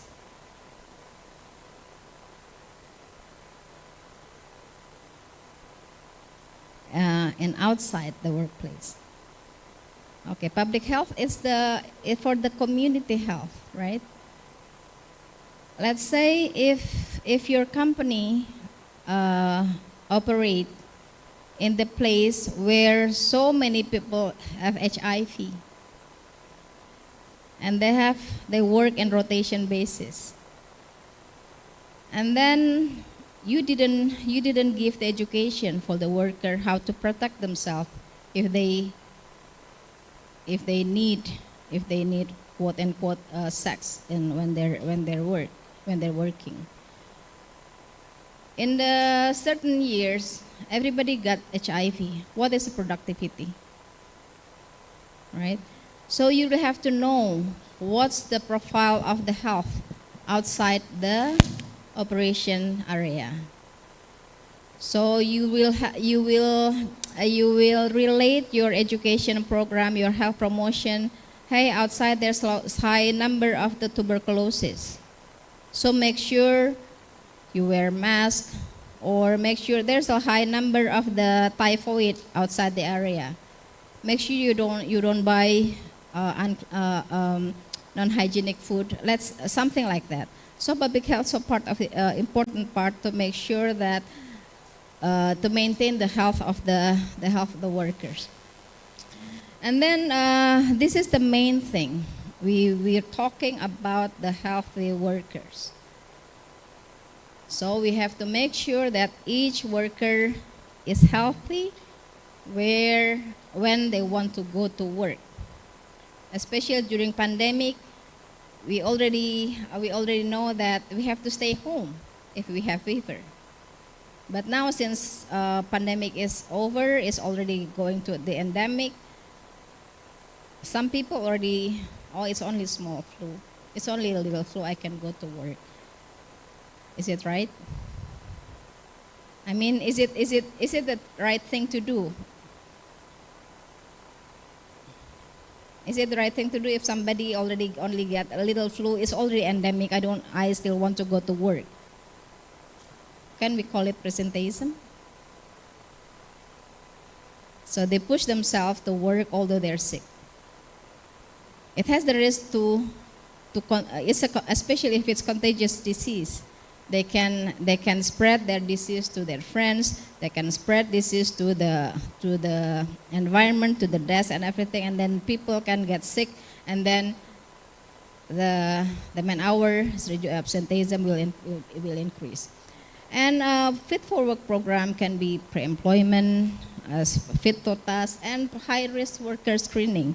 Let's say if you want to work in the hot work, you work in oil and gas company in the middle of the jungle in Papua, where it's so hot. The temperature, maybe like 35 degrees Celsius, and the water, the VBGT measurement is 31. For sure that they cannot work for 8 hours. They can be dehydrated. They can be not only dehydrated. There's so many health risks that if they work in the very hot work for a long term without any break. So you cannot let hypertension worker to work in the hot work. This is what we call fit for a high risk worker. You cannot let somebody who has a heart problem or uncontrolled diabetic to drive as a driver. We call it the fit for task. Yeah, fit to work maybe, we call it medical checkup or general medical checkup, but for fit to task is specific work, specific job description with specific health screening. Okay, thank you, Doc. And mental health now is become a trending after the pandemic. Yeah, mental health is really important. Really important that you have to work happily. If you work happy, maybe you can. We as a student, I'm also a student. If you're sad, you cannot write very productive, right? So mental health very important to make sure that you work constantly in a happy way. And then this is part of the wellness program. We have a wellness program, also the evaluation. And by this wellness program, once we have the evaluation, after 3 months for the workers who do the wellness program, they can increase the mood.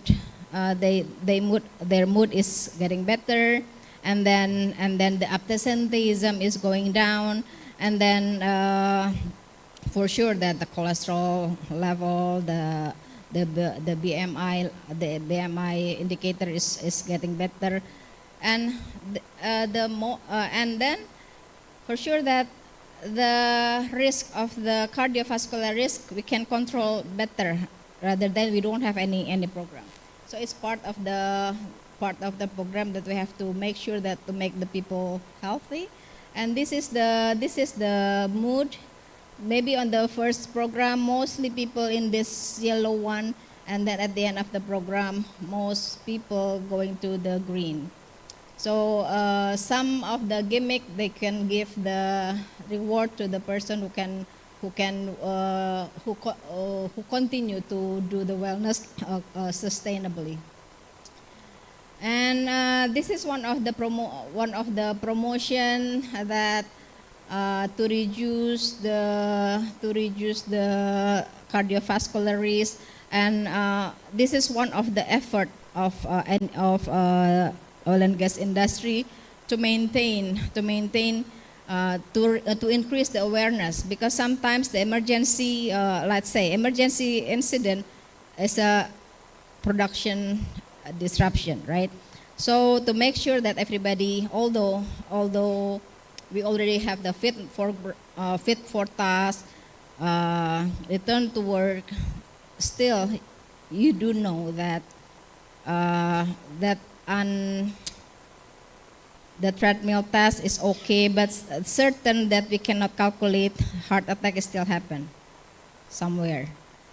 How their friends can sense that my friend got the sign not only like in the movie, like we are really specifically chest pain, but sometimes they feel uncomfortable stomach, or let's say masuk angin, yeah, and then their friend can report to the clinic. Maybe that's a sign of the heart attack. So actually there's one slide, but so all this program, like the session that Prof. Koji Mori already mentioned, that really can improve the productivity, not only productivity, but with safe and health. There's no point if you can reach the target, but so many fatalities, so many incidents. There's not the goal of in the industry.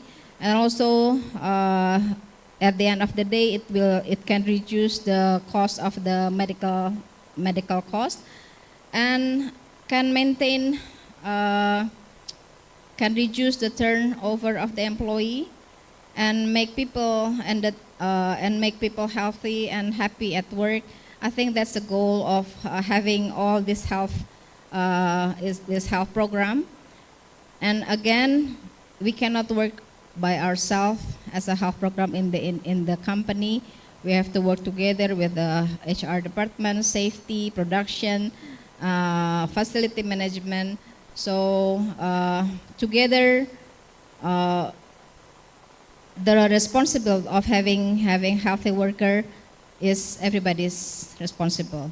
So thank you. I hope it will give the benefit, or not only to you, but also for me.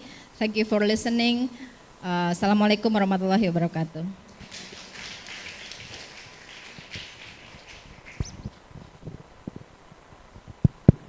Thank you very much, Dr. Ade. So, after we listen to our lectures, so let's start with question and answer. Okay? Please, Prof. Koji Mori, would you come in, please, in front of us? Dr. Ade entar ya. Gantian. So this is Prof. Koji, please. You have 3 questions. Yes. From 3 person, but there is 4 questions for you. Okay. So this is comes from the online. Is there anybody wants to ask Prof. Koji Mori in here? Yeah, Rara. Okay, please come forward. This is Dr. Rara, one of our master program. So please, and up, yeah. You can, oh.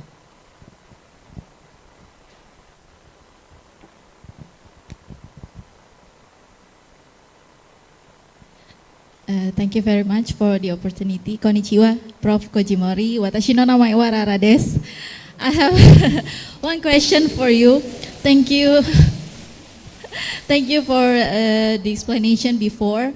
I have one question. We know that in Indonesia, the condition is a little bit different because we have more than 70% productive age group in Indonesia. So I want to, but sadly, the young adult has already have the health issues such as metabolic disease. We can find heart attack in early 30 like that. Maybe a little bit different in Japan, I don't know, but we can find a health issue already when the workers still in his or her young age like that. So my question is, do you think we also can implement the strategies that you explained before? And if it's not applicable, what modification we can do so we can also implement the program that you explained before? Maybe that's my question. Arigatou gozaimasu. Thank you very much for the very, very important and difficult question.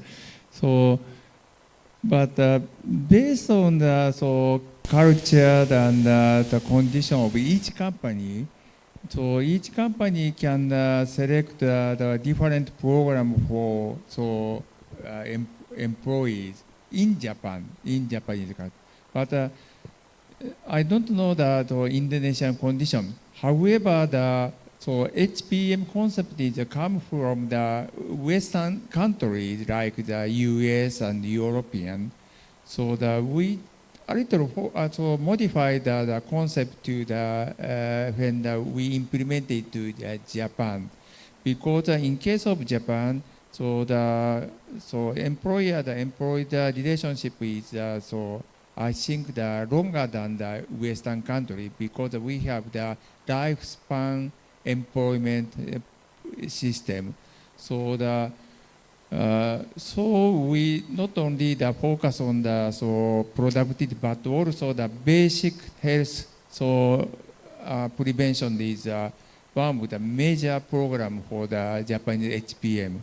So I don't know the Indonesian condition, but you can modify the Japanese program to the Indonesian condition by assessing not only the health condition of the population, but also the culture and also the relationship between the employee and the employers.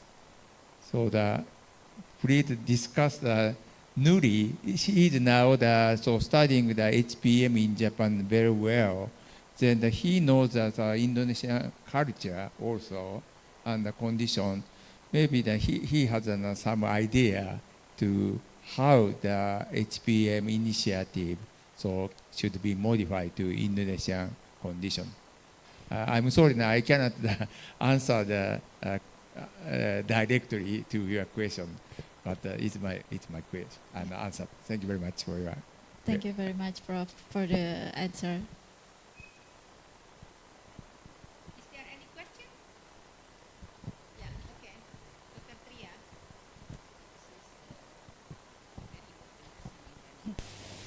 Okay, thank you, Prof. Koji Mori, for your presentation. It's very interesting. My question is about the tools measurement of the presenteism and productivity. Actually, we know in office, like in company which I work for, actually we have the production, the plan, as well as the back office. Is there any difference on measuring the presenteism and productivity in the two different nature of job of the employees? It is also the very fundamental important question, I think. So we usually measure the productivity by the questionnaire. So no method to measure the accurate productivity. Some measurement and compare with the real productivity, like making a goods and respond to the telephone and like that. But this is the small number of the industry that can measure the real productivity. However, the number we show the 70% of the total loss are the due to productivity. We use the quality and quantity method of the presenteism, QQ method, which is monitored, ask the quality and also the quantity and calculate the total number. So the production area and maybe the administration department are quite different. Definition of the productivity. So maybe you can use this area is quality is important. This area, the department quantity over important. Like that, there is some modification to each department, I think. But I'm sorry that there is no good the single method for the accurate productivity. When using the different productivity, the presenteism scale to the one organization, the results are a little change different by the method. Is it good for your question? Yeah. Thank you, Prof. Koji Mori. Thank you so much. Thank you, because there is we move to our online, because there is more than 200 people, waiting in the online. Okay. So this is a first question for you, Prof. Koji. You have 4 questions in here. Thank you for the lecture. And I'm interested in the fact that occupational practitioners have certification in Japan. What aspects that are added in the certification that make doctor or nurse is different to that ordinary medical practitioner? What is different to the ordinary medical practitioner? Second question is about the mental health, how the prolonged working hours affect the worker in Japan, how they cope with the condition. Yes. So the first aspect is, first question is, so certification of the occupational health is and nurse. Difference between the Health doctors and and nurse. nurse. I think the basic knowledge is almost similar. Yeah. But so position is activities so a little difference between the nurse and so the physician. Physician have to judge make the diagnosis and judge the fitness for duty and like that. So we usually focus on the such so things, not only the evaluation the working environment. But so for nurses, they need to the similar knowledge, but their practice is support the worker to work as a healthy condition directly or through the group education. So the practice level is a little quite difference between the doctor and nurses. And the second one is, so Japan has a big issue of long working hours, but it is that directly to cause the heart attack and stroke for the workers. We usually call it is karoshi, death due to overwork. But the government decided to change the labor standard regulation. So before that, the maximum working hours, there is no maximum working hours. Employer and employers agreed. So employers can make the long overtime work. There is no ceiling. But 2-3 years ago, and they said that the maximum is 100 hours per month for the overwork, extra work. Since then, the number of the karoshi issue is a little decreasing. So because of it is labor standard law, so the employer mindset is a little improved. So recently, mental health issue not from the overwork, but also the interpersonal conflict, and cannot adapt to the new technology, and like that is a more bigger issue. Okay, thank you, Prof. Koji. This is another question for you. Era, young Era. Okay, this is from Era. She's come from the last question is come from Dr. Reza. Dr. Reza is oil and gas company doctor, and this is Dr. Era comes from a private hospital in the Pekanbaru. I see. Yeah, okay. This is Era, and then he is asking about I think the young generation.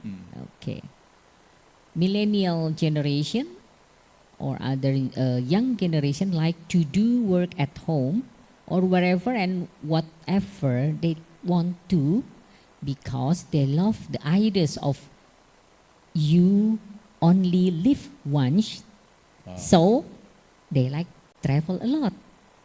Okay, it means that okay, the idea of the philosophy of them is the life is only once, or we like traveling a lot. Travel a lot. Traveling a lot, traveling to each each country, country they like. They like, yeah, Oh. okay. From that, I would like to hear you point of view.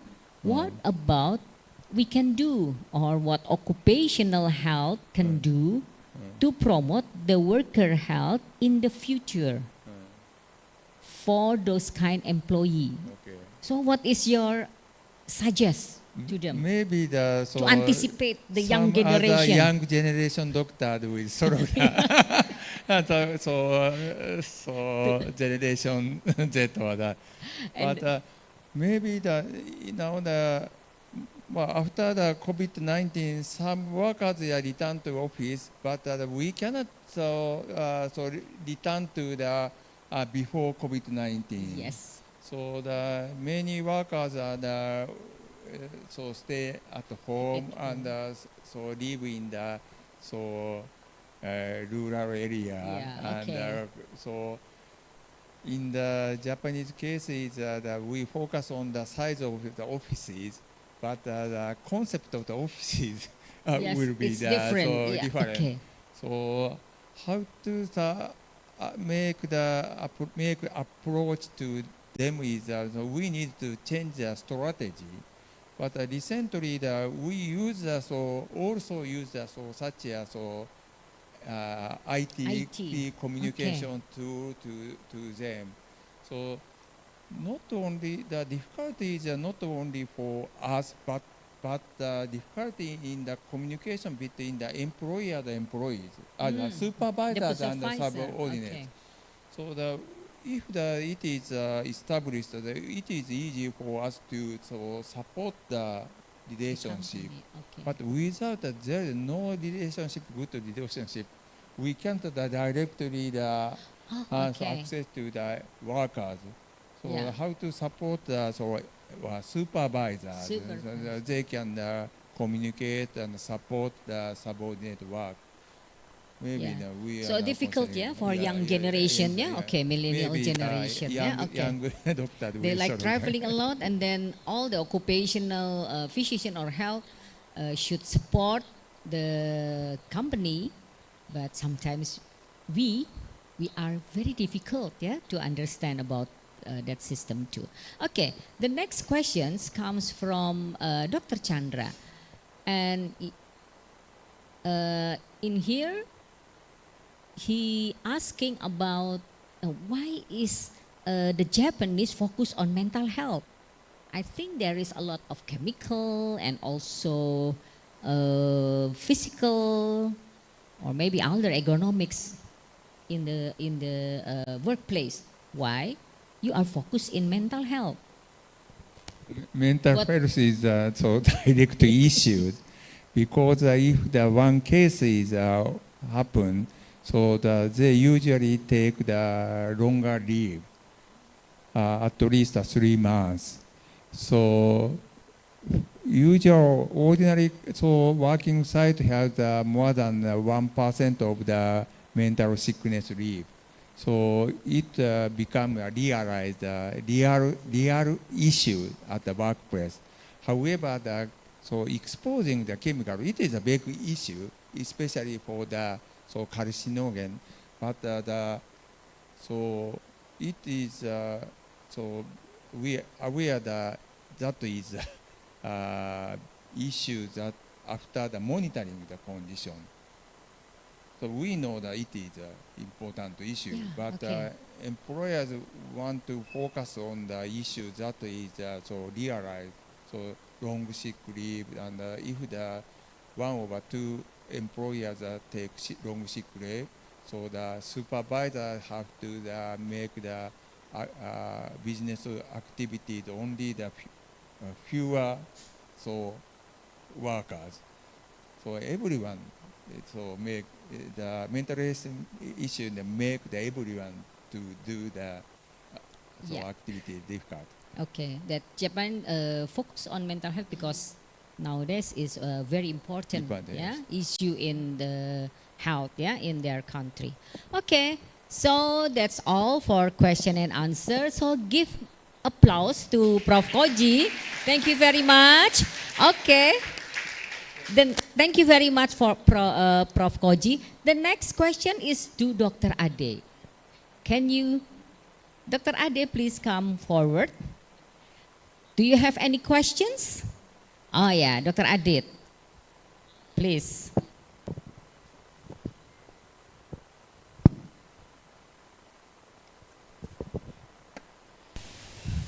Ya, Assalamualaikum warahmatullahi wabarakatuh. Good afternoon, Dr. Ade. I'd like to introduce myself. My name is Aditya Afria. I'm MKK student first semester. Thank you for your recent lecture. I want to ask you one question. But before I ask the question, I would like to tell the preamble of the question. As we know, in Indonesia and maybe in other countries, outsourcing practice is very common. Yeah. In Indonesia, let's say in latest in 2020 and also in beginning of 2023, in some oil and gas company in Indonesia, we saw that accident happen. Actually, fatality accident happened to workers that work in outsourcing company. How about your opinion about outsourcing practice in Indonesia? Because as we know, outsourcing practice in Indonesia, most of outsourcing practice in Indonesia not transfer the benefit between the client company to the outsourcing company, only transfer the risk to the workers from the outsourcing companies. So I think that such thing maybe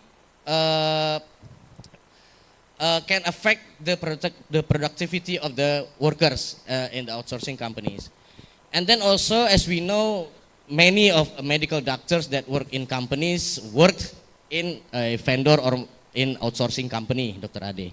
Now, Dr. Ade said before that the doctor have to maintain the health pillars of the health programs in the companies, such as occupational health, industrial hygiene, etc., etc.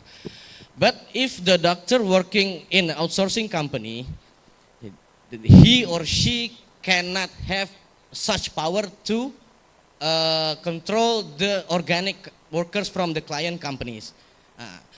Maybe I want to ask your opinion, how about that thing? Because if the doctor cannot have such power to conduct occupational health programs because he or she is from outsourcing companies, then he or she cannot implement the health programs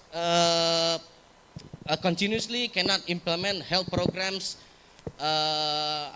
comprehensively because he was bounded by his status as an outsourcing workers. Nah, maybe that's all my question, Dr. Ade. How about your opinion about the outsourcing practice in Indonesia, including for doctors and also for workers generally? Yeah, That's for me. okay, Thank you. thank you very much, Dr. Adit. I think you have another question. So Dr. Adit only got 2 questions. So it means that the second question is online. Yeah, so you are first and then this is the second. Okay. To Dr. Ade, okay. For your introduction, yeah, we agree that happy employee work more productive and creative. That's firm and robust opinion. And we agree that talent pool is one of the tools that company can use to enhance potential employee. Those aspects can provide happy, productive, well-being, mental health employee.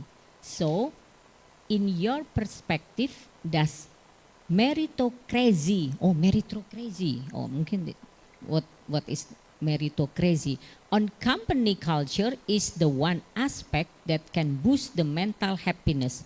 Maybe some experience. Can you share? Marital. Oh, this is a new words, yeah? Okay.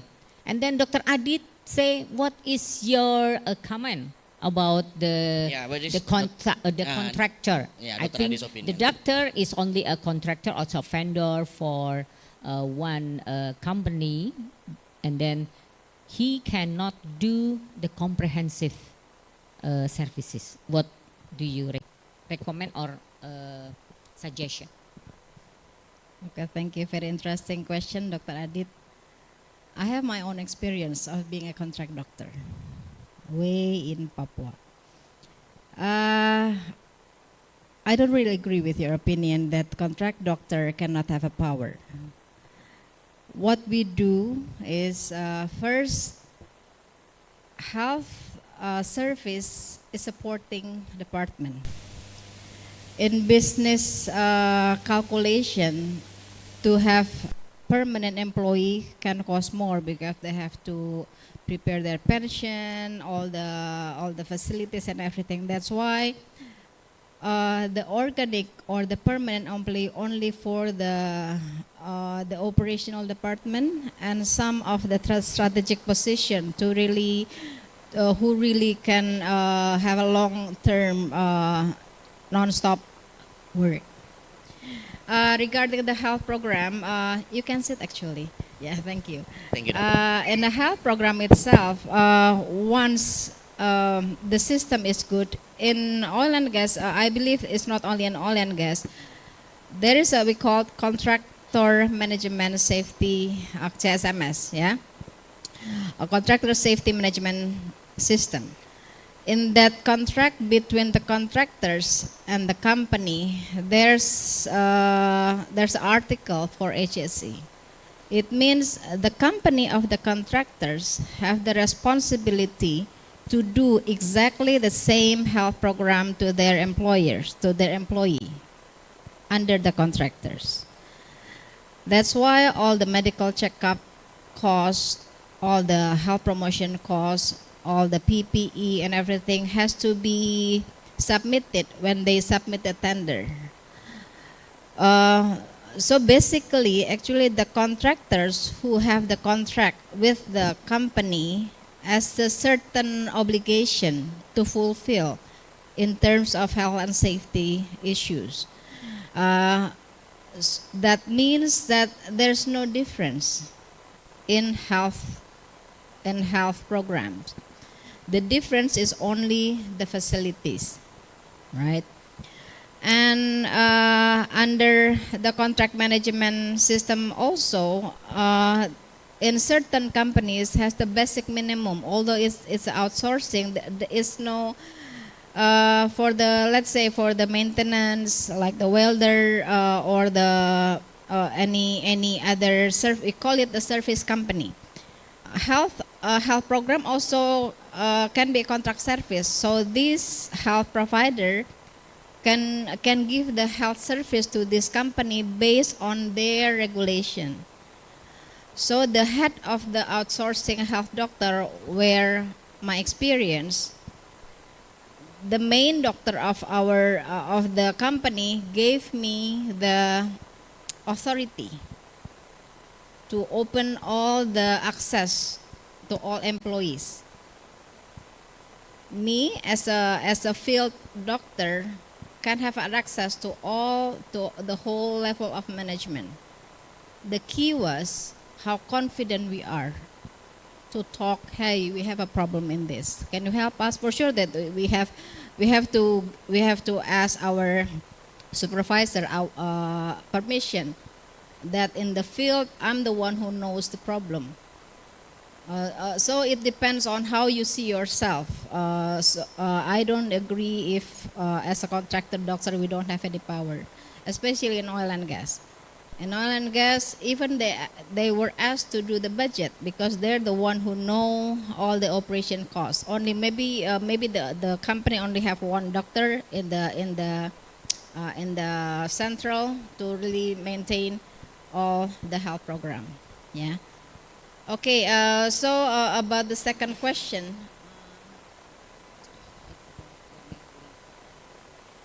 I know Dr. Reza used a very sophisticated word, meritocracy.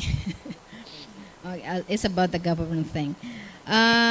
Yes, we have to be creative in making people happy. For sure that we have to be a merit system. A meritocracy is a merit system to the one who perform well, kind of better incentive because you're mentioning about the incentive to the workers, and so it's about the keadilan. Keadilan to justice, yeah. So the one who perform better can have a higher incentive, something like that. Also, the talent pool, the highly potential worker can have the specific training because they will know their future if they show a good performance. Thank you. I hope it will answer your question, Dr. Esa. If not, we can have a special session. Yeah, okay. Thank you very much for Dr. Ade. Okay, because give applause to her. Okay. So, because that we are finished for our session, so please remember the health and productivity is not only a company responsibility, but also for the workers' responsibility. Okay? And also for the government responsibility. So, being productivity, please don't be present only. Yeah, don't be absent also, but don't only presentism, but be productive. Yeah, and then Dr. Ade is telling us about how did happen in oil and gas company, and then the experience is 4 pillars in health program: industrial hygiene, occupational health, and also emergency response preparedness and public health. Okay, so I think that's all my conclusion and my resume for this first session. Thank you very much for Professor Kobayashi and also Dr. Ade Mutiara. So I give it the mic to Dr. Marsen again. Thank you very much. Thank you, Dr. Dewi Soemarko. Please give a big applause for Dr. Dewi. So we have finished with the first session. We are going to continue with the second session. But before that, let's have a coffee break first for like, maybe we will go back in 15:50. Now it's 15:42. Yeah, so you have like 8 minutes to do the break, and then we will be back to hear about the speech from Dr. Nagata and also Dr. Odagami. Thank you and have a nice break.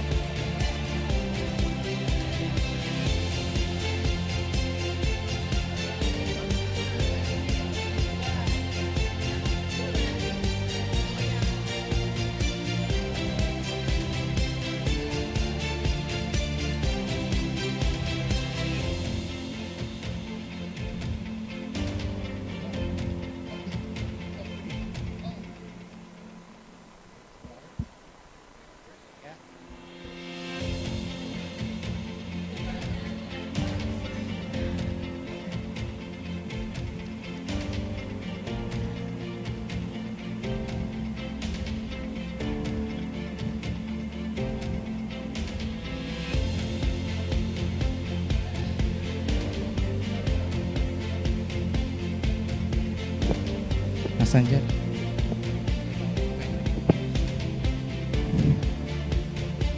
Kepada para peserta harap duduk kembali, kita akan segera memulai. To all participants, let's go back to your seats because we're about to start the second session for this guest lecture. Let's go back to our respective seats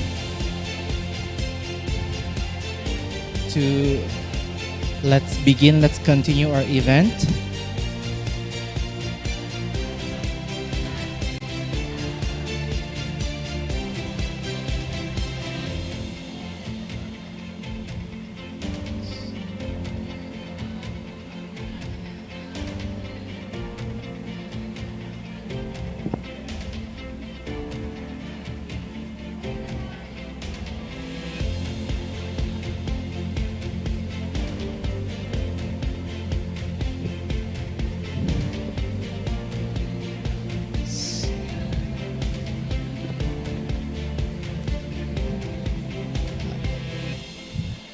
So let's begin again with the event.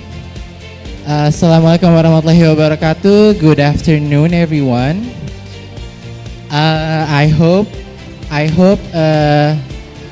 the break, even though it's short, it can refresh our body. To begin with the next session, I would like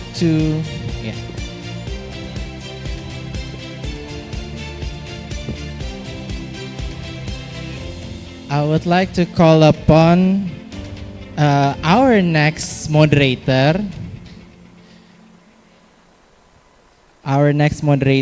He is Dr. Nuri. Dr. Nuri, just please have a seat first. No. Just sit on your seat first. I would like to introduce you first.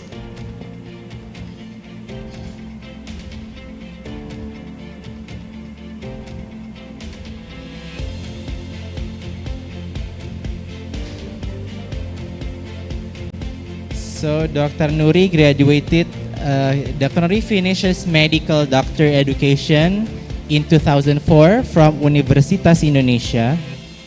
And then he finished his Master of Science in Public Health in 2009 from University of Maastricht, the Netherlands. He finished his Occupational Medicine Master in 2010, and he finished his Occupational Medicine Specialist in 2014. And finally, he got his subspecialty in Occupational Medicine Psychosocial in July 2021.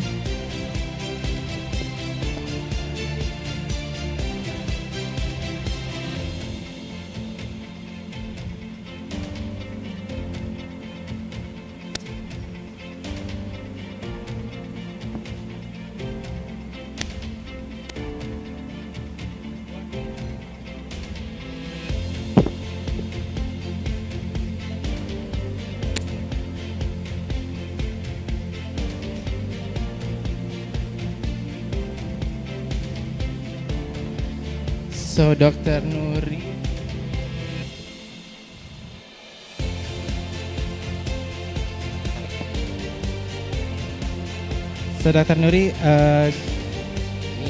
currently Dr. Nuri is pursuing his PhD in Occupational, the University of UAEH, Japan.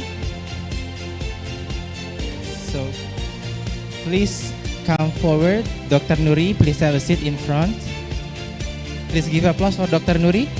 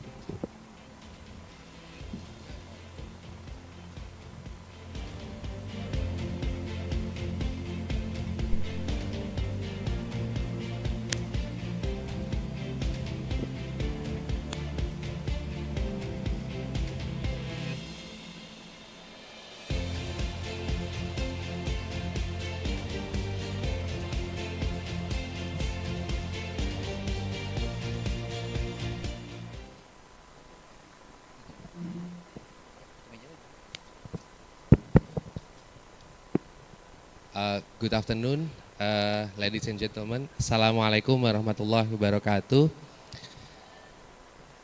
It is a great honor, although it is a very big, it is very tough to make all participants to stay awake during these hours. It is very critical time for you, but I think the next session is very interesting. I think, in my opinion, it is one that we are in Indonesia. It is not yet popular. How, what is presentism and how to measure presentism? Although it is closely related with the mental health, and as shown by Professor Koji Mori slide, that presentism is more than 2/3 of the health costs among employee. So we have two speakers. Both of them are my mentor, and it is a very unique system in Japan. Nagata Sensei and Odagami Sensei, both of them, before they are becoming a lecturer, became a professor in the university, they are starting their career as an occupational physician. So we might say that their experience in the workplace is already built before. And now they are still working as a part-time occupational physician. So not only teaching, but both of them are also occupational physician consultant in several companies in Japan. The first speaker is Dr. Tomohisa Nagata. He's graduated. He's born in Aichi Prefecture in Nagoya, and graduated from University of Occupational Environmental Health (UOEH) in 2002. Before he works in Pfizer, yeah. And then became assistant professor in the UOEH, and now Dr. Nagata is associate professor at the UOEH, and Dr. Nagata is also a supervisor and reviewer article in the Journal of Occupational Health in Japan, and several journal outside Japan, editor, and also member of the Japanese Society of the Occupational Health. Dr. Nagata will deliver lecture about presentism. Please, the time is yours, Dr. Nagata. Okay. Selamat siang. Nama saya Tomohisa Nagata. Senang bertemu dengan Anda. Okay. Thank you. Nice to meet you. My name is Tomohisa Nagata. I'm working in the Department of Occupational Health Practice and Management. This department have 3 lecturer teaching staff, Dr. Mori, Odagami, and me. And since last year, Dr. Nuri joined our department, and we discuss about the research every day, and every day we describe the scientific manuscript. Okay, today topic is presenteism. This objective of this presenteism. After attending this presentation, participants are expected to understand the impact of presenteism. It's the first objective. And second is to understand the concept of how to minimize presenteism. Okay, let's go. The content consists of 3 parts. The one is the purpose of employees' health care. And second is impact of presenteism and its causes. And the last is long-term effect of presenteism. So first content, purpose of employees' health care. Today I prepare one question. So please think about it. Why company need to conduct employees' health care? Why? Someone might think about that. Healthcare should be self-responsibility and not a corporate responsibility. Why company need to conduct employees' healthcare? Please think about it for a while or for 1 minute by yourself. Please think about it. Please think about the online participant for 1 minute. I think only. Oh, okay. Oh, wait for a moment. Okay. Yeah.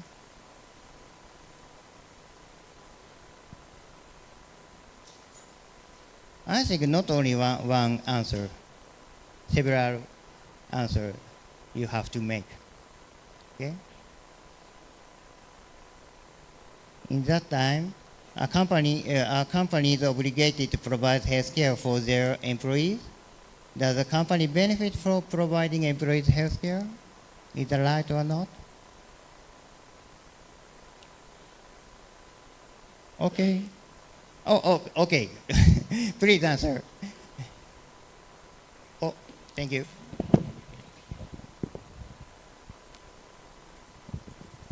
My name is Aditya from first year of the residency. So it is true that the health is our self responsibility, but the company give the hazard to ourselves as a worker. So they should maintain our health as a worker. So they purpose to do the production or any productivity can give benefit to them, and we as a worker who give the productivity, we still get not any disease or any hazardous disadvantage to ourselves. So it's a win-win solution. Oh, thank you very much. Excellent answer. In your opinion, the employees' health related to the productivity. Okay, that's right. Okay, one more question. Okay, hello, I'm Anita. In Indonesia, we have the Act number 1 in year 70 that the enterprises must do medical examination to all the employers. All employers, either it may be outsourcing and all employers. So it's mandatory, obligatory to all the enterprises provide the medical examination to all workers. Thank you. Okay, thank you very much. I think, in my opinion, the legal requirement is important. Okay. Oh, okay. Please show the slide. This is a complete answer, but just an example. The first is the legal requirement. In Japan, Industrial Safety and Health Act was enacted in 1972. So, based on this law, the company have to conduct occupational safety and health, including employees' health. And in your country, this law, this is accurate, law number 1, occupational safety and health, and it was enacted in 1970. So the legal requirement is the first answer. The second is risk management. This risk management is not only health risk, but also business risk. For example, the COVID-19 cluster in the workplace was one of the major risks to business continuity. This issue, COVID-19 cluster, is directly related to the business risk. I think that is the second answer. And third is human resource management. This is today's theme. Human resource management, including absenteeism and presenteism. Absenteeism, I think you know absenteeism. Absenteeism is absent from work due to health problem or symptoms and illness. Absent from work. And then presenteeism is today's main topic. So next slide, I explain the detail. And last is the CSR and the ESG. You already know that? CSR and the ESG? CSR is the corporate social responsibility, and ESG is the environmental, social, and governance. Do you know the difference? CSR and the ESG. What is the difference?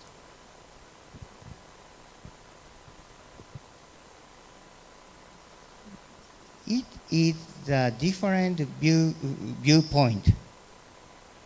Corporate social responsibility is from the viewpoint of company.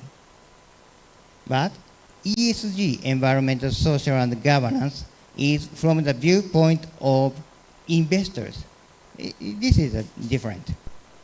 And then I think you imagine that SDGs, Sustainable Development Goals, like this, occupational safety and health is included in this SDGs. Which number is related to the occupational safety and health?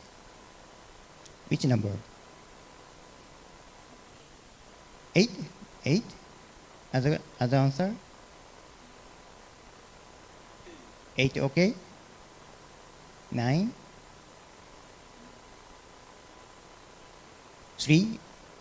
Yes, 3 is a good health and well-being, but occupational safety and health is in 8. Decent work and economic growth.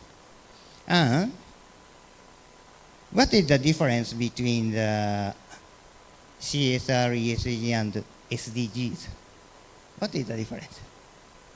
I said that from the viewpoint, CSR is from the viewpoint of company, and ESG is from the viewpoint of investor. So SDG. Yeah, government. Yeah. Other answer.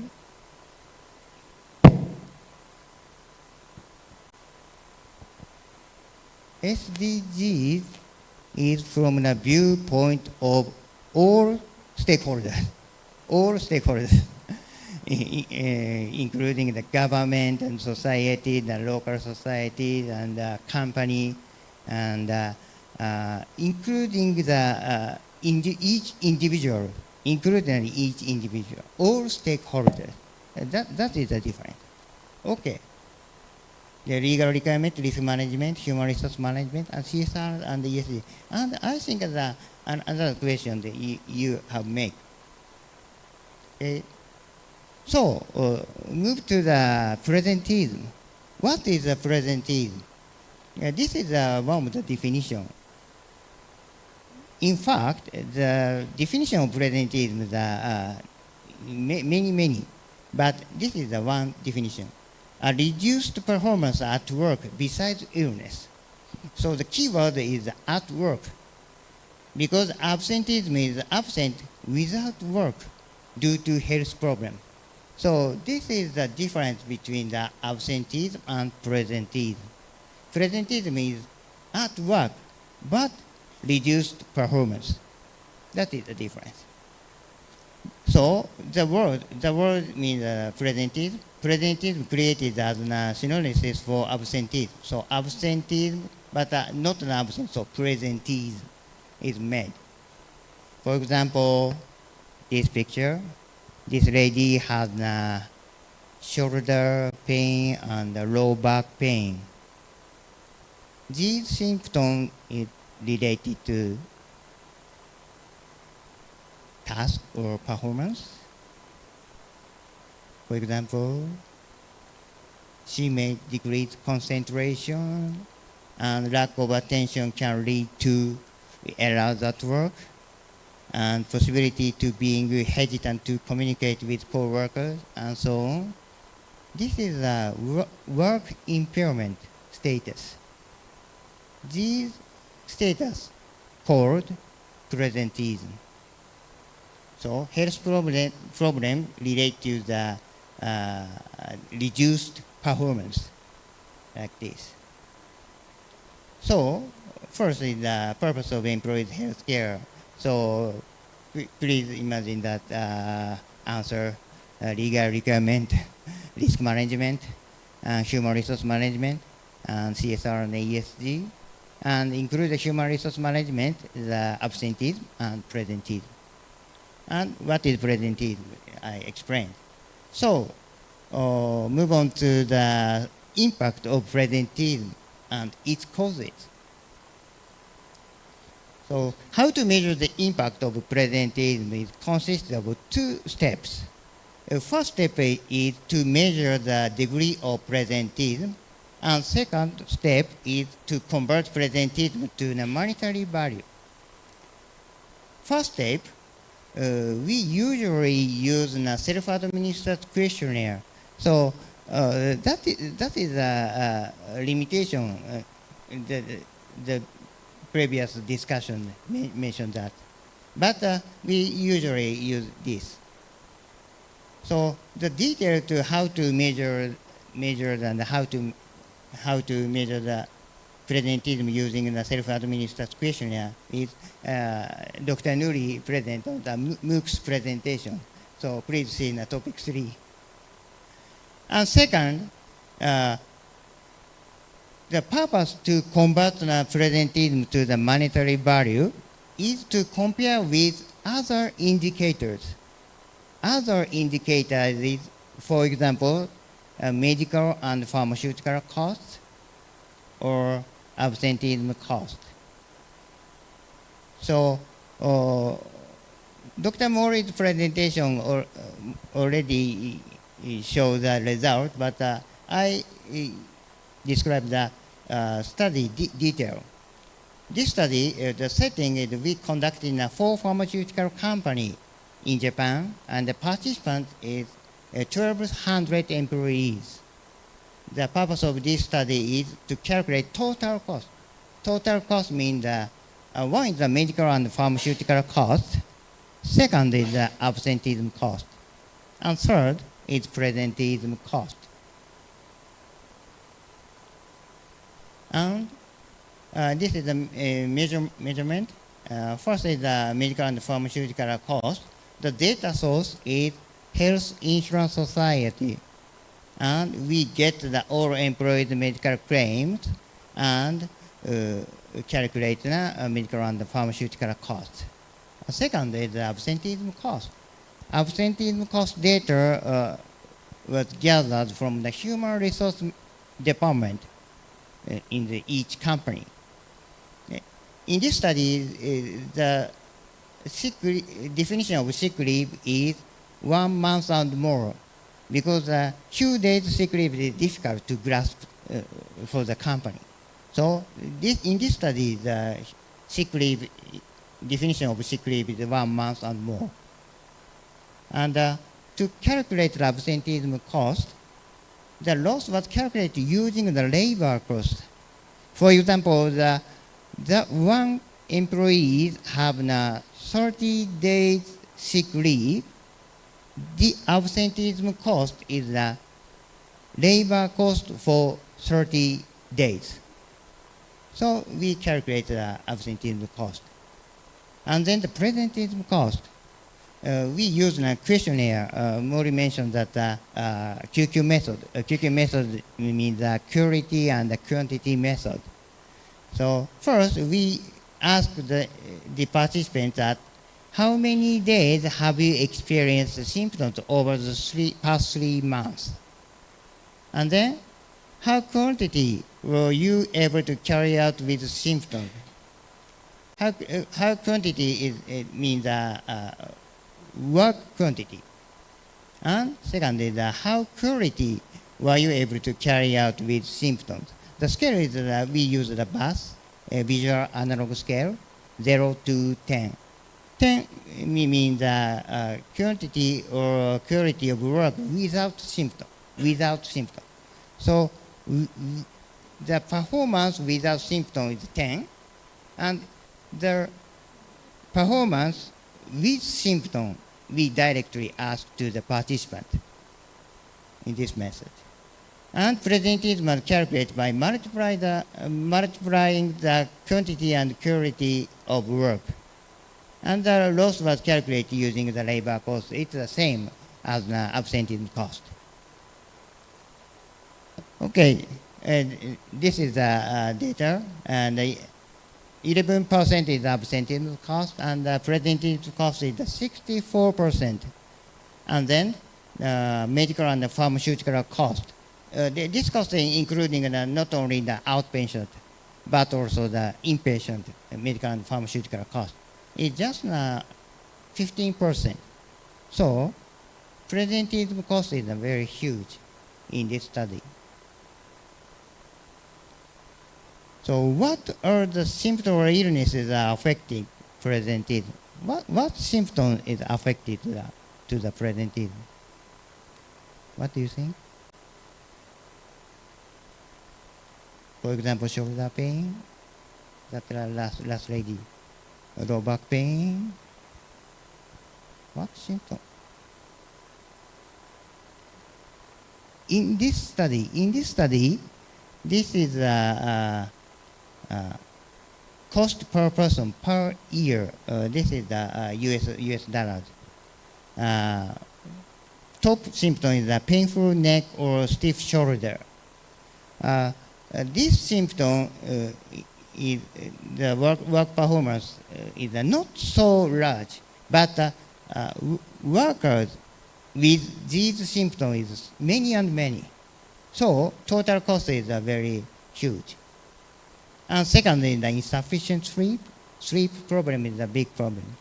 Back pain, low back pain, eye symptom including dry eye, depression, a sense of weariness or fatigue, anxiety, headache, others, pain, arm and leg joints. So totally, mental health disorder and musculoskeletal disorder is the main issue in presenteeism study. So, but I want to add one caution. This list of symptoms or illness that are affecting presenteeism may vary from country to country. So, I show this result, but this is the study in Japan. So, the prevalence or incidence rate of health problem illness vary by country, of course. So, please be careful. And then, may vary, these lists may vary from company to company, of course. Because, for example, the one company, this company is 90% of our male workers. And one company where the 90% of our female workers. Of course, the problem list is different. One more example, the mean age is a 25 years old company and mean age is a 50 years old company. Of course, health problems are different. So, to measure presenteeism in your own organization is important. Okay, this is a summary of the second content. I show you the impact of presenteeism. Presenteeism cost is 64% in total. And causes, the musculoskeletal disorders and mental health disorders is the main issue. But be careful, please, to measure presenteeism in your own organization. It is so important. Okay, last content is the long-term effect of presenteeism and its countermeasure. Presenteeism is based on the definition. Of course, health problem and symptom related to the presenteeism. Of course, because this is a definition.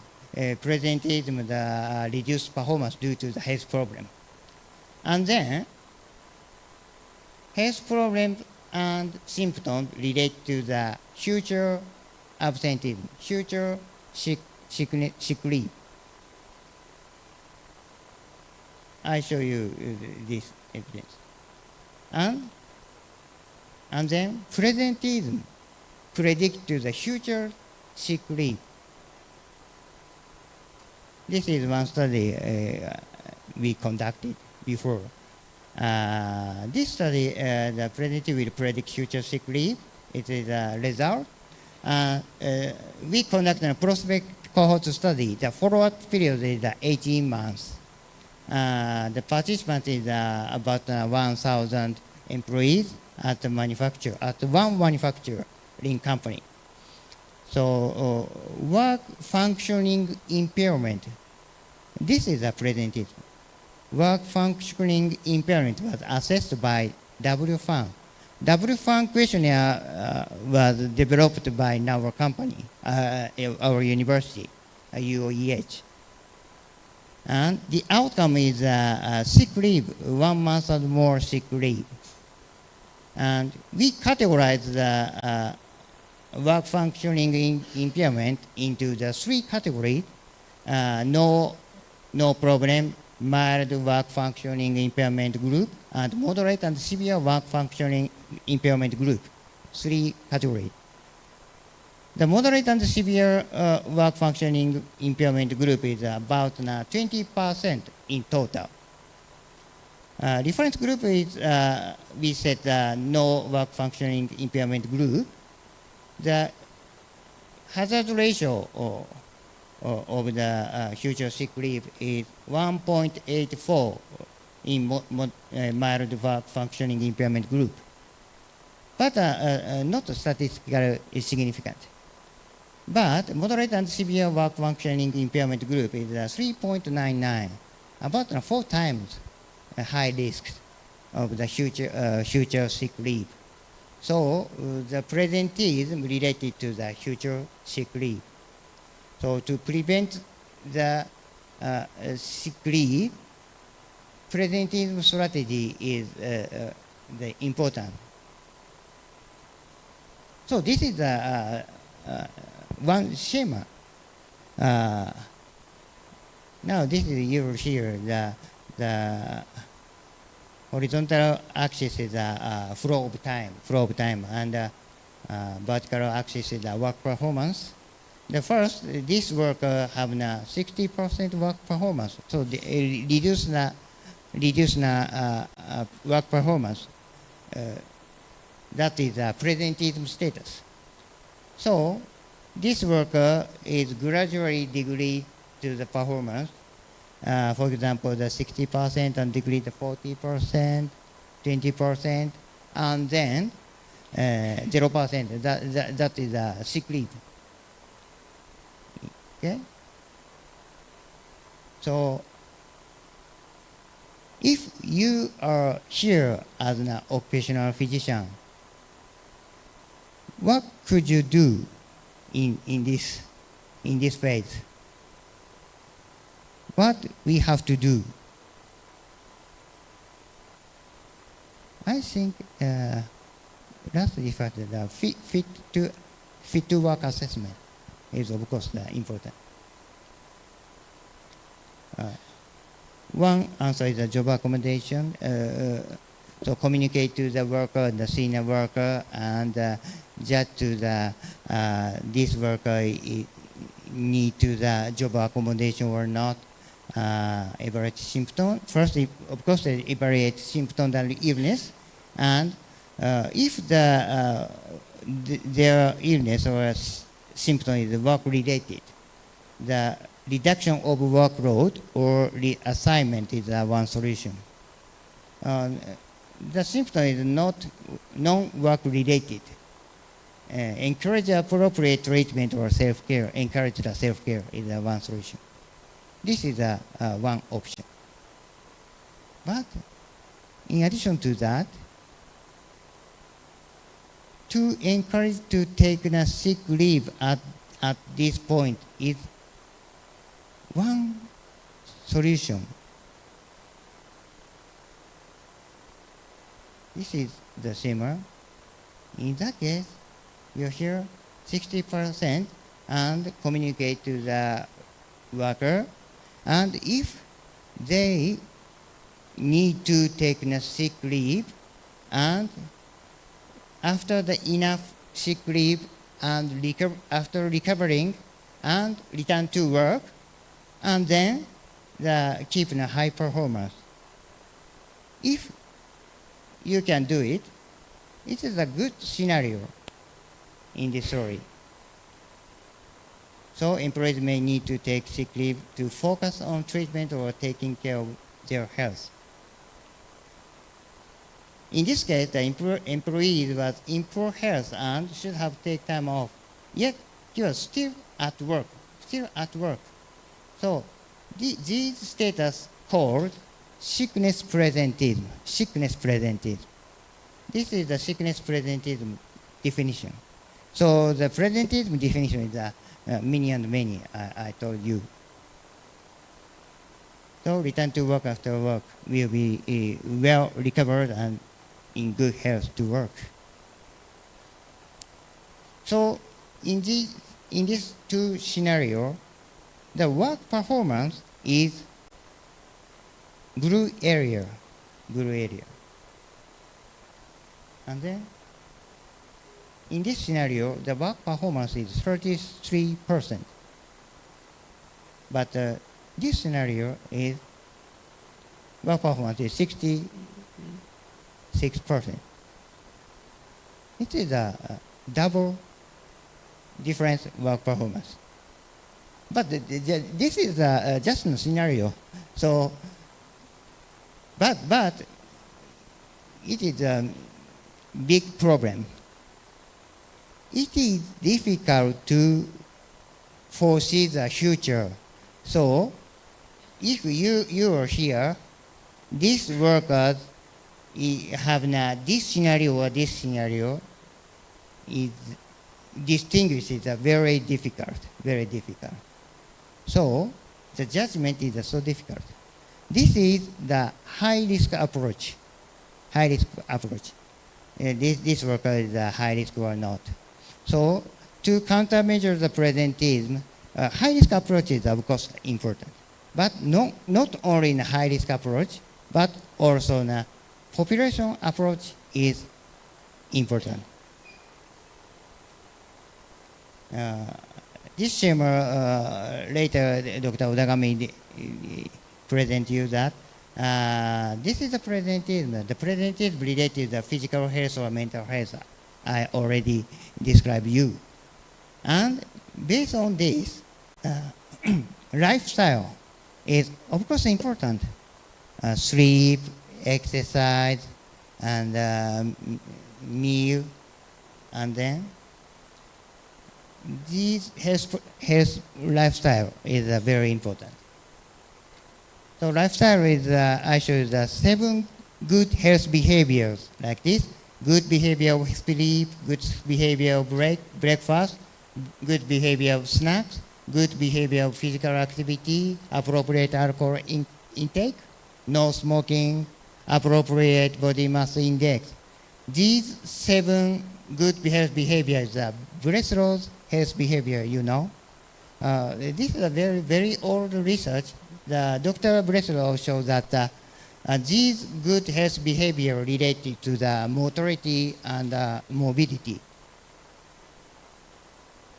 So last I want to show you the latest study.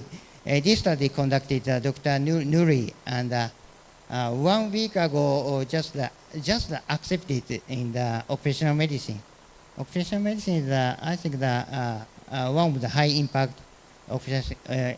impact journal in the occupational health field. Now the impact factor is around 5. Yeah. So just accept it. So maybe the two weeks later you can read this manuscript. So background is the presenteism affected by work-related and individual factors. Among individual factors, the effect of combining various lifestyle habits, like the Breslow's 7 lifestyle, on presenteism is unknown. So the aim of this study is to determine the relationship between change in multiple good lifestyle habits with the change in presenteism. and to examine the effect of psychological factor on this relationship. Because association between the lifestyle habit and the presenteeism, the mental health may moderate to these relationships. So first, I analyze directly to the association between lifestyle habit and presenteeism, and then input the mental health indicator as a covariate and check the moderator effect. So method is like this. We performed a 1-year retrospective cohort study on employees of large Japanese companies. And data were collected from health checkups and self-administered questionnaire. Outcome, the changes presenteeism measured using the QQ method, I already said. Explanatory variable change is lifestyle habits measured using the modified form of Breslow 7 health behavior. Psychological factors were measured using the K6, Kessler 6 scale. Linear regression was used for statistical analysis. This is the main table. Model 1 is adjusted for the covariate. In addition to that, the model 2 is additionally adjusted for K6 score. Model 1, the number of good lifestyle habits and presented is related, statistically significant. But additionally input to K6, the association is disappears, not statistically significant. This is the main table. So lifestyle habits and presenteeism is related. But maybe a lifestyle habit related to the mental health status and mental health status related to the presenteeism, maybe. And one more result, when analyzed separately, only an improvement in the body mass index and the worsened sleep habits influence the change in the presenteeism. So body mass index, the obesity and sleep problem is an important issue in the presenteeism discussion. And this is the conclusion. So I'll find that the psychological distress alters the relationship of practice exercise habit change with presenteeism indices. The importance of organizational level intervention is also important in presenteeism topic. So from now, Dr. Odagami presented this organizational level intervention, such as POS, perceived organizational support. Okay, this is the third content presented. Predict future sick leave and to minimize presenteeism, assess the status of presenteeism. And intervention is high risk is job accommodation or in a case encouraged to take a sick leave. And then not only the high risk approach, but population approach to encourage the good health behavior is important. That's a summary of this presentation. Occupational safety and health is one of the human resource management. Loss of presenteeism large, predict future sick leave, and solution minimize presenteeism G's solution. Okay, that's all, and thank you very much. Okay, thank you very much, Tomohisa Nagata Sensei. Oh, thank you, terima kasih banyak. Okay, because time limitation, I think we continue for the second presentation from Dr. Kiminori Odagami. Dr. Kiminori Odagami Sensei, he is born in Hiroshima Prefecture.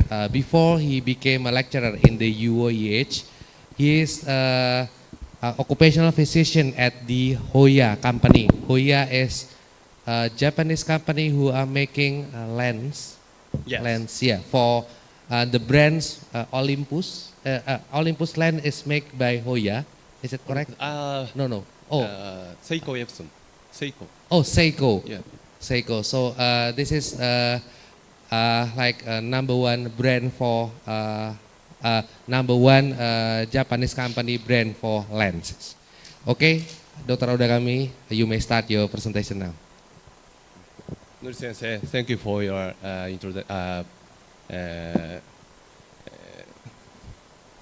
thank you. Selamat siang. Selamat siang. Nama saya Kiminori Odagami. Yeah, and maybe I guess you are all tired, and the prolonged sitting is not bad for your health from the occupational health viewpoint. But hang in there a little longer, and I'm not good at English, so please let me talk from my note. And let me introduce myself. My name is Kiminori Odagami, and I'm working as an assistant professor in the same department, Mori Sensei and Tomohisa Sensei. I would like to talk about the role of organizational and supervisor support in reducing presenteeism. In this lecture, I hope you will learn the following three things. The first is to understand the factors that cause presenteeism. In particular, I hope you to learn the importance of organizational and supervisory support, and in preventing the presenteeism. Second, you will understand the impact of organizational and supervisory support on employees' health. And finally, you will learn how to improve organizational and supervisory support. These are the titles of three sections. In section one, we will discuss the factors that cause presenteeism. Yes. And in section two, we will discuss the concept of POS and PSS, as Mori Sensei and Tomohisa Sensei said, as evaluation indicators for organizational and supervisory support. And in section three, we will discuss specific measures to improve organizational and supervisory support in the workplace. Now, let's talk about the factors that cause presenteeism. What are the most significant influences on presenteeism? Maybe you know because you learned from the Tomohisa Sensei's lecture. Maybe now you can answer. This study was conducted in our department on Japanese workers. The vertical axis shows employee illness classified by ICD-10 codes, and the horizontal axis shows losses converted to US dollars. Blue bar indicates presenteeism. Orange bars indicate absenteeism. Gray bars outpatient medical expensive, and yellow bars inpatient medical and drug costs. In the result showed that mental disorders and musculoskeletal disorders have the most significant impact on presenteeism. as you see the same graph. Next, let's look at the interrelationship of factors that causes presenteeism. This study systematically examined the various influences on workplace productivity loss among 31,950 employees in the United Kingdom. The result shows the result of this study shows, first, that organizational and manager support are interrelated, and both influences job characteristics.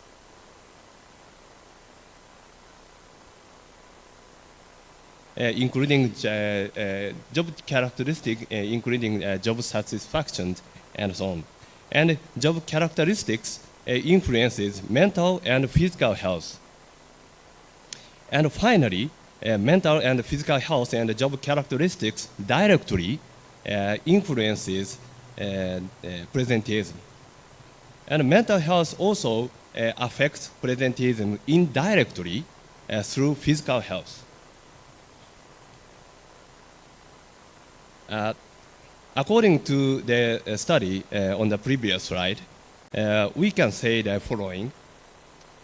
First, organizational support, supervisory support, job characteristics, mental health, and physical health are the most important factors in preventing presenteeism. Second, most of the influences of organizational and supervisory support and job characteristics on presenteeism is through mental and physical health. Third, preventing presenteeism requires not only direct improvements in mental and physical health, but also increased organizational and supervisory support.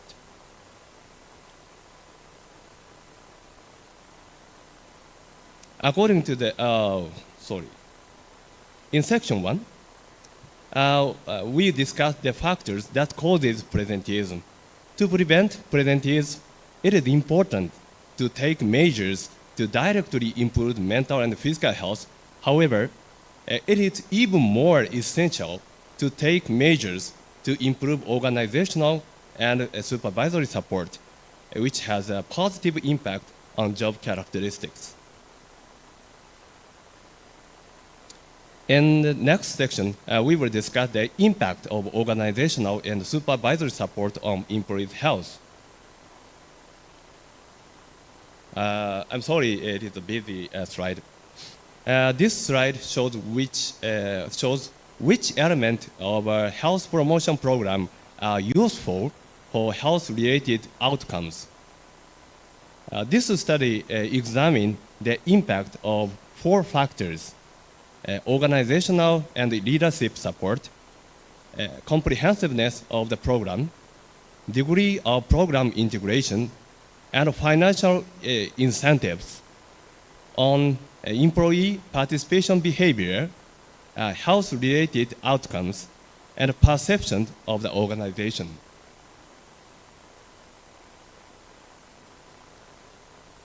Results show that organizational support and leadership support influences employee participation behavior, health-related outcomes, and perceptions of the organization. Financial incentives, on the other hand, only affect employee participation behavior. In other words, while financial incentives can increase program participation, they are not expected to positively affect population health, healthcare costs, or employee participation of perceptions of being supported by the companies. Furthermore, program content such as comprehensiveness and integration was not affected by any of the indicators, which is a bit shocking.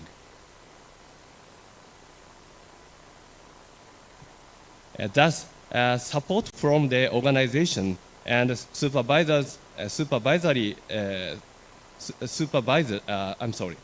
think thus support from the organization and supervisors positively impact employee health.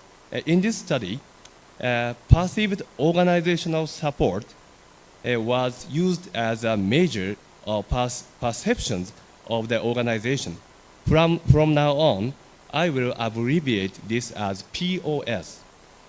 From here on, I will explain POS. POS is a concept proposed by Eisenberger et al. In 1986, which states a general belief that involved the extent to which the organization both values their contributions and care about their well-being. In other words, it is a concept that describes the quality of the relationship between the employee and the company. In addition, POS is characterized by its emphasis on the employee's perspective rather than that of the company. For the survey of POS, from now on, I will call this SpOs. Survey of POS is SpOs. Is the only measure of POS. The SpOs, developed by the Eisenberger et al. In 1986, is a 36-item scale.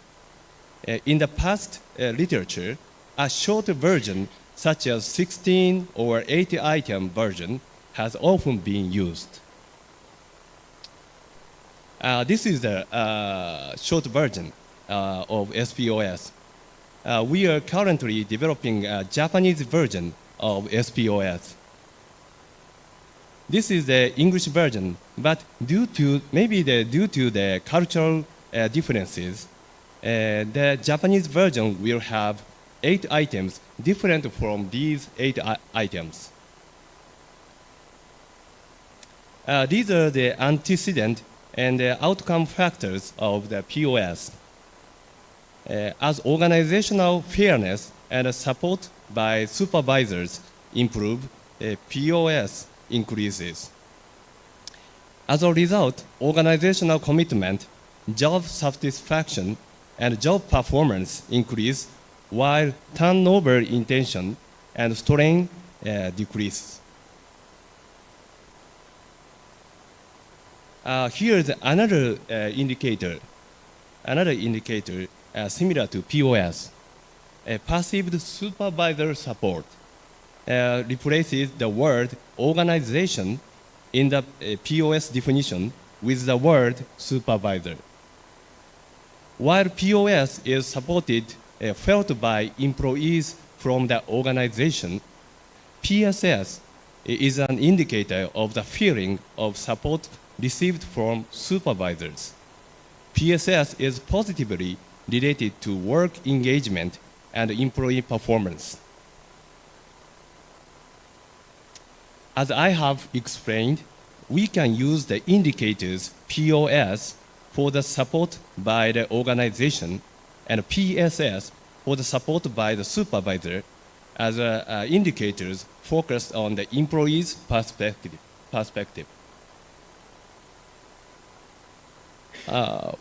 We would like to review the relationship between POS and PSS. This shows the relationship between the company, managers, and subordinates. First, the company has organizational resources that managers need to perform their duties. When the company provides this support to the managers appropriately, a feeling of the organization is supporting me arises within the managers. Next, managers who feel this way tend to provide more support to their subordinates to reward them for the support they receive from the company, so that the subordinates under them will feel that this supervisor is supporting me. And finally, the subordinates will feel more that the company is supporting me. In this way, it is known that POS and PSS increase in the order of 1, 2, 3, from the top to bottom, in this direction. In section 2, we discussed organizational and supervisor support, and POS is an indicator that can evaluate organizational support, and PSS is an indicator that can evaluate supervisor support. By improving POS and PSS, job performance can be expected to improve. In the last section, we would like to talk about how to improve POS and PSS. Eisenberger and his colleagues have proposed 8 tactics for improving POS. We will discuss a few of these that are particularly important. In the first item, they state that organizations need to communicate to employees that any favorable actions they took toward them are voluntary and aim at improving employees' well-being, not because their peer companies have done it or because it is required by law. In the second item, they agree that fair treatment is one of the strongest drivers of POS. The fifth items say that supervisors need to provide their subordinates with the resources they need to enhance their POS. And in the, that is the fourth item. And the fifth item, they say that organizations need to help supervisors promote their subordinates' POS.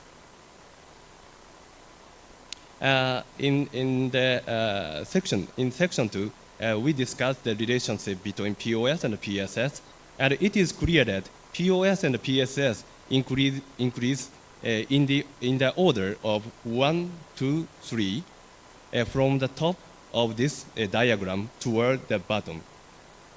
Therefore, to increase POS and PSS in the workplace needs to provide resources to supervisors to improve their POS. So what are the resources in the workplace that can improve supervisors' POS? The prior research has identified several workplace resources that can improve supervisors' POS. For example, support from upper management, providing appropriate development training and promotion opportunities, providing opportunities for input when the organization makes important discussions, and job autonomy. And finally, I'd like to present an examination of putting theoretical content into practice. This is the HPM strategy map. Dr. Mori presented HPM strategy map this way. Suppose that fair treatment and skill development training for supervisors were implemented as mental health measures in the workplace. To check whether these measures have been properly implemented, we would check a questionnaire to confirm the fairness of supervisors and the participation rate of supervisors in training programs. As a result of these activities, the supervisor's POS rises, followed by the subordinates' PSS and POS. As the subordinates' POS increases, the subordinates' job satisfaction and work engagement increase, and which leads to a decrease in presenteism.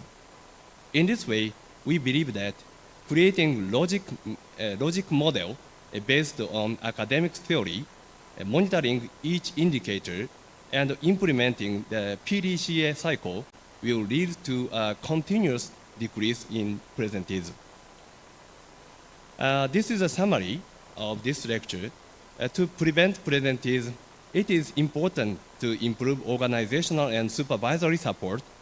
POS and PSS are used as evaluation indicators for support by the organization and supervisor. To improve POS and PSS, providing appropriate support to supervisors is very important. Thank you so much for your attention. Thank you.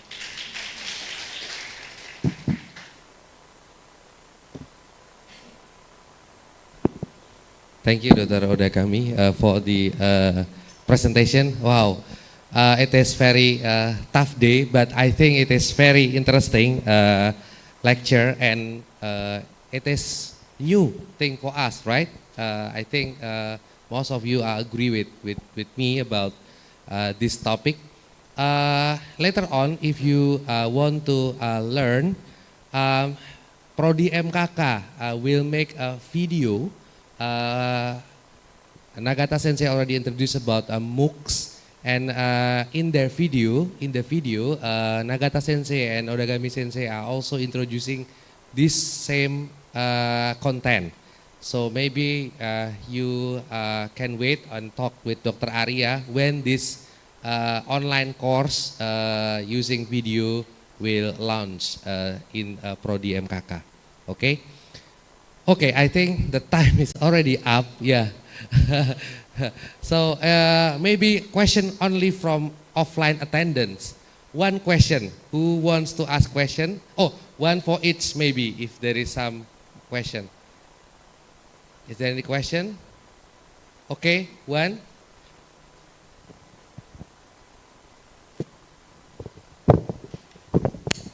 Assalamualaikum warahmatullahi wabarakatuh. Good afternoon.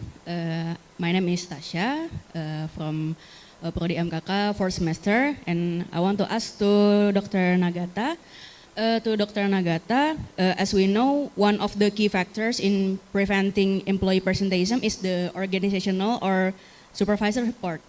And how can we overcome the presenteeism at work if the reason of the workers' presenteeism is the work environment itself? For example, the workers doesn't feel comfortable with the leader or with the workmate. Thank you.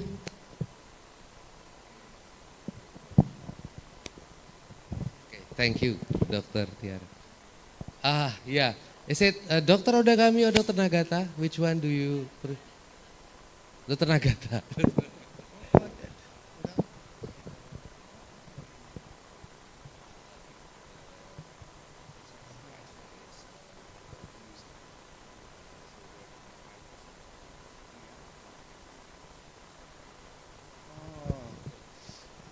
In Japan, when occupational physician evaluate fit to work, of course we evaluate to the worker, but not only the worker, but also including the supervisor. We communicate with the supervisor directly and communicate the supervisor. We evaluate what supervisor see the worker in the workplace, and then we input the information and communicate to the supervisor and the worker. So to improve the work environment, I think that it is key factor to communication between the workers and supervisor.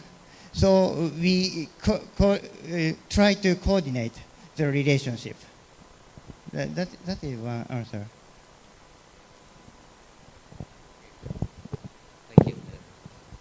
Okay, I think for our context, our Indonesian context, as mentioned by Dr. Nagata, that we have to start to overcome the problem.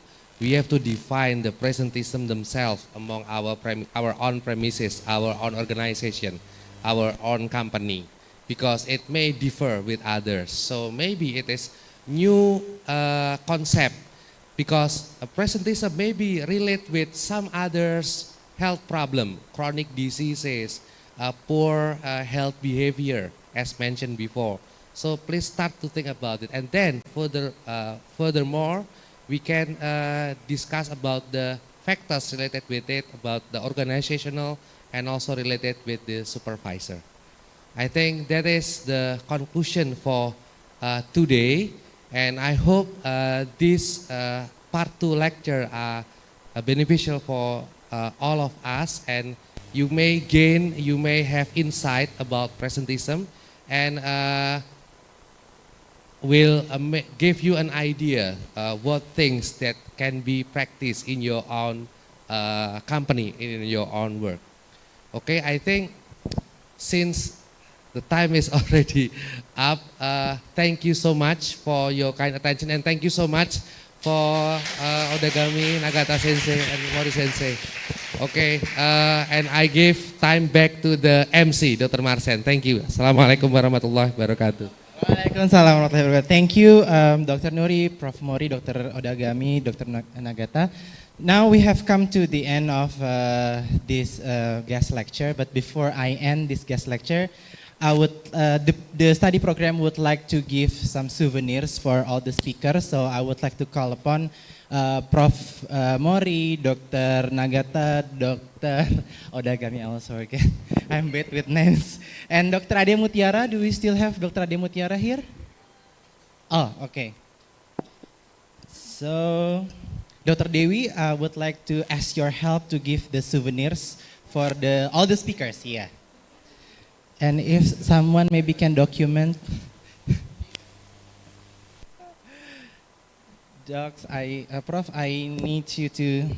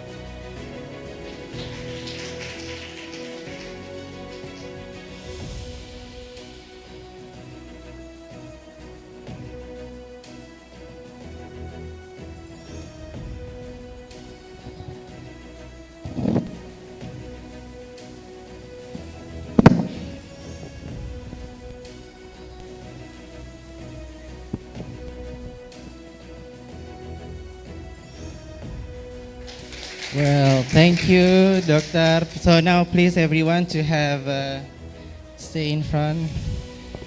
Dr. Nuri, please come forward. And I think this time is also time for me to be in the picture.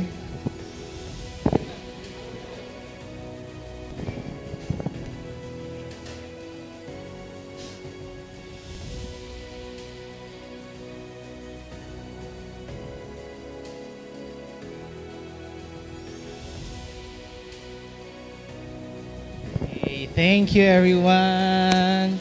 So, I would like, on behalf of the study program, I would like to thank Master of Occupational Medicine Study Program, UOEH, and not forgetting also the one who make this hybrid event doable, Iluni MKK, with I think the chairperson. Oh, okay, yeah. With Dr. Boni as the helper for the hybrid system. And last but not least, I want to also thank you for all the participants. Give big applause for all of us to making it until the end of the session.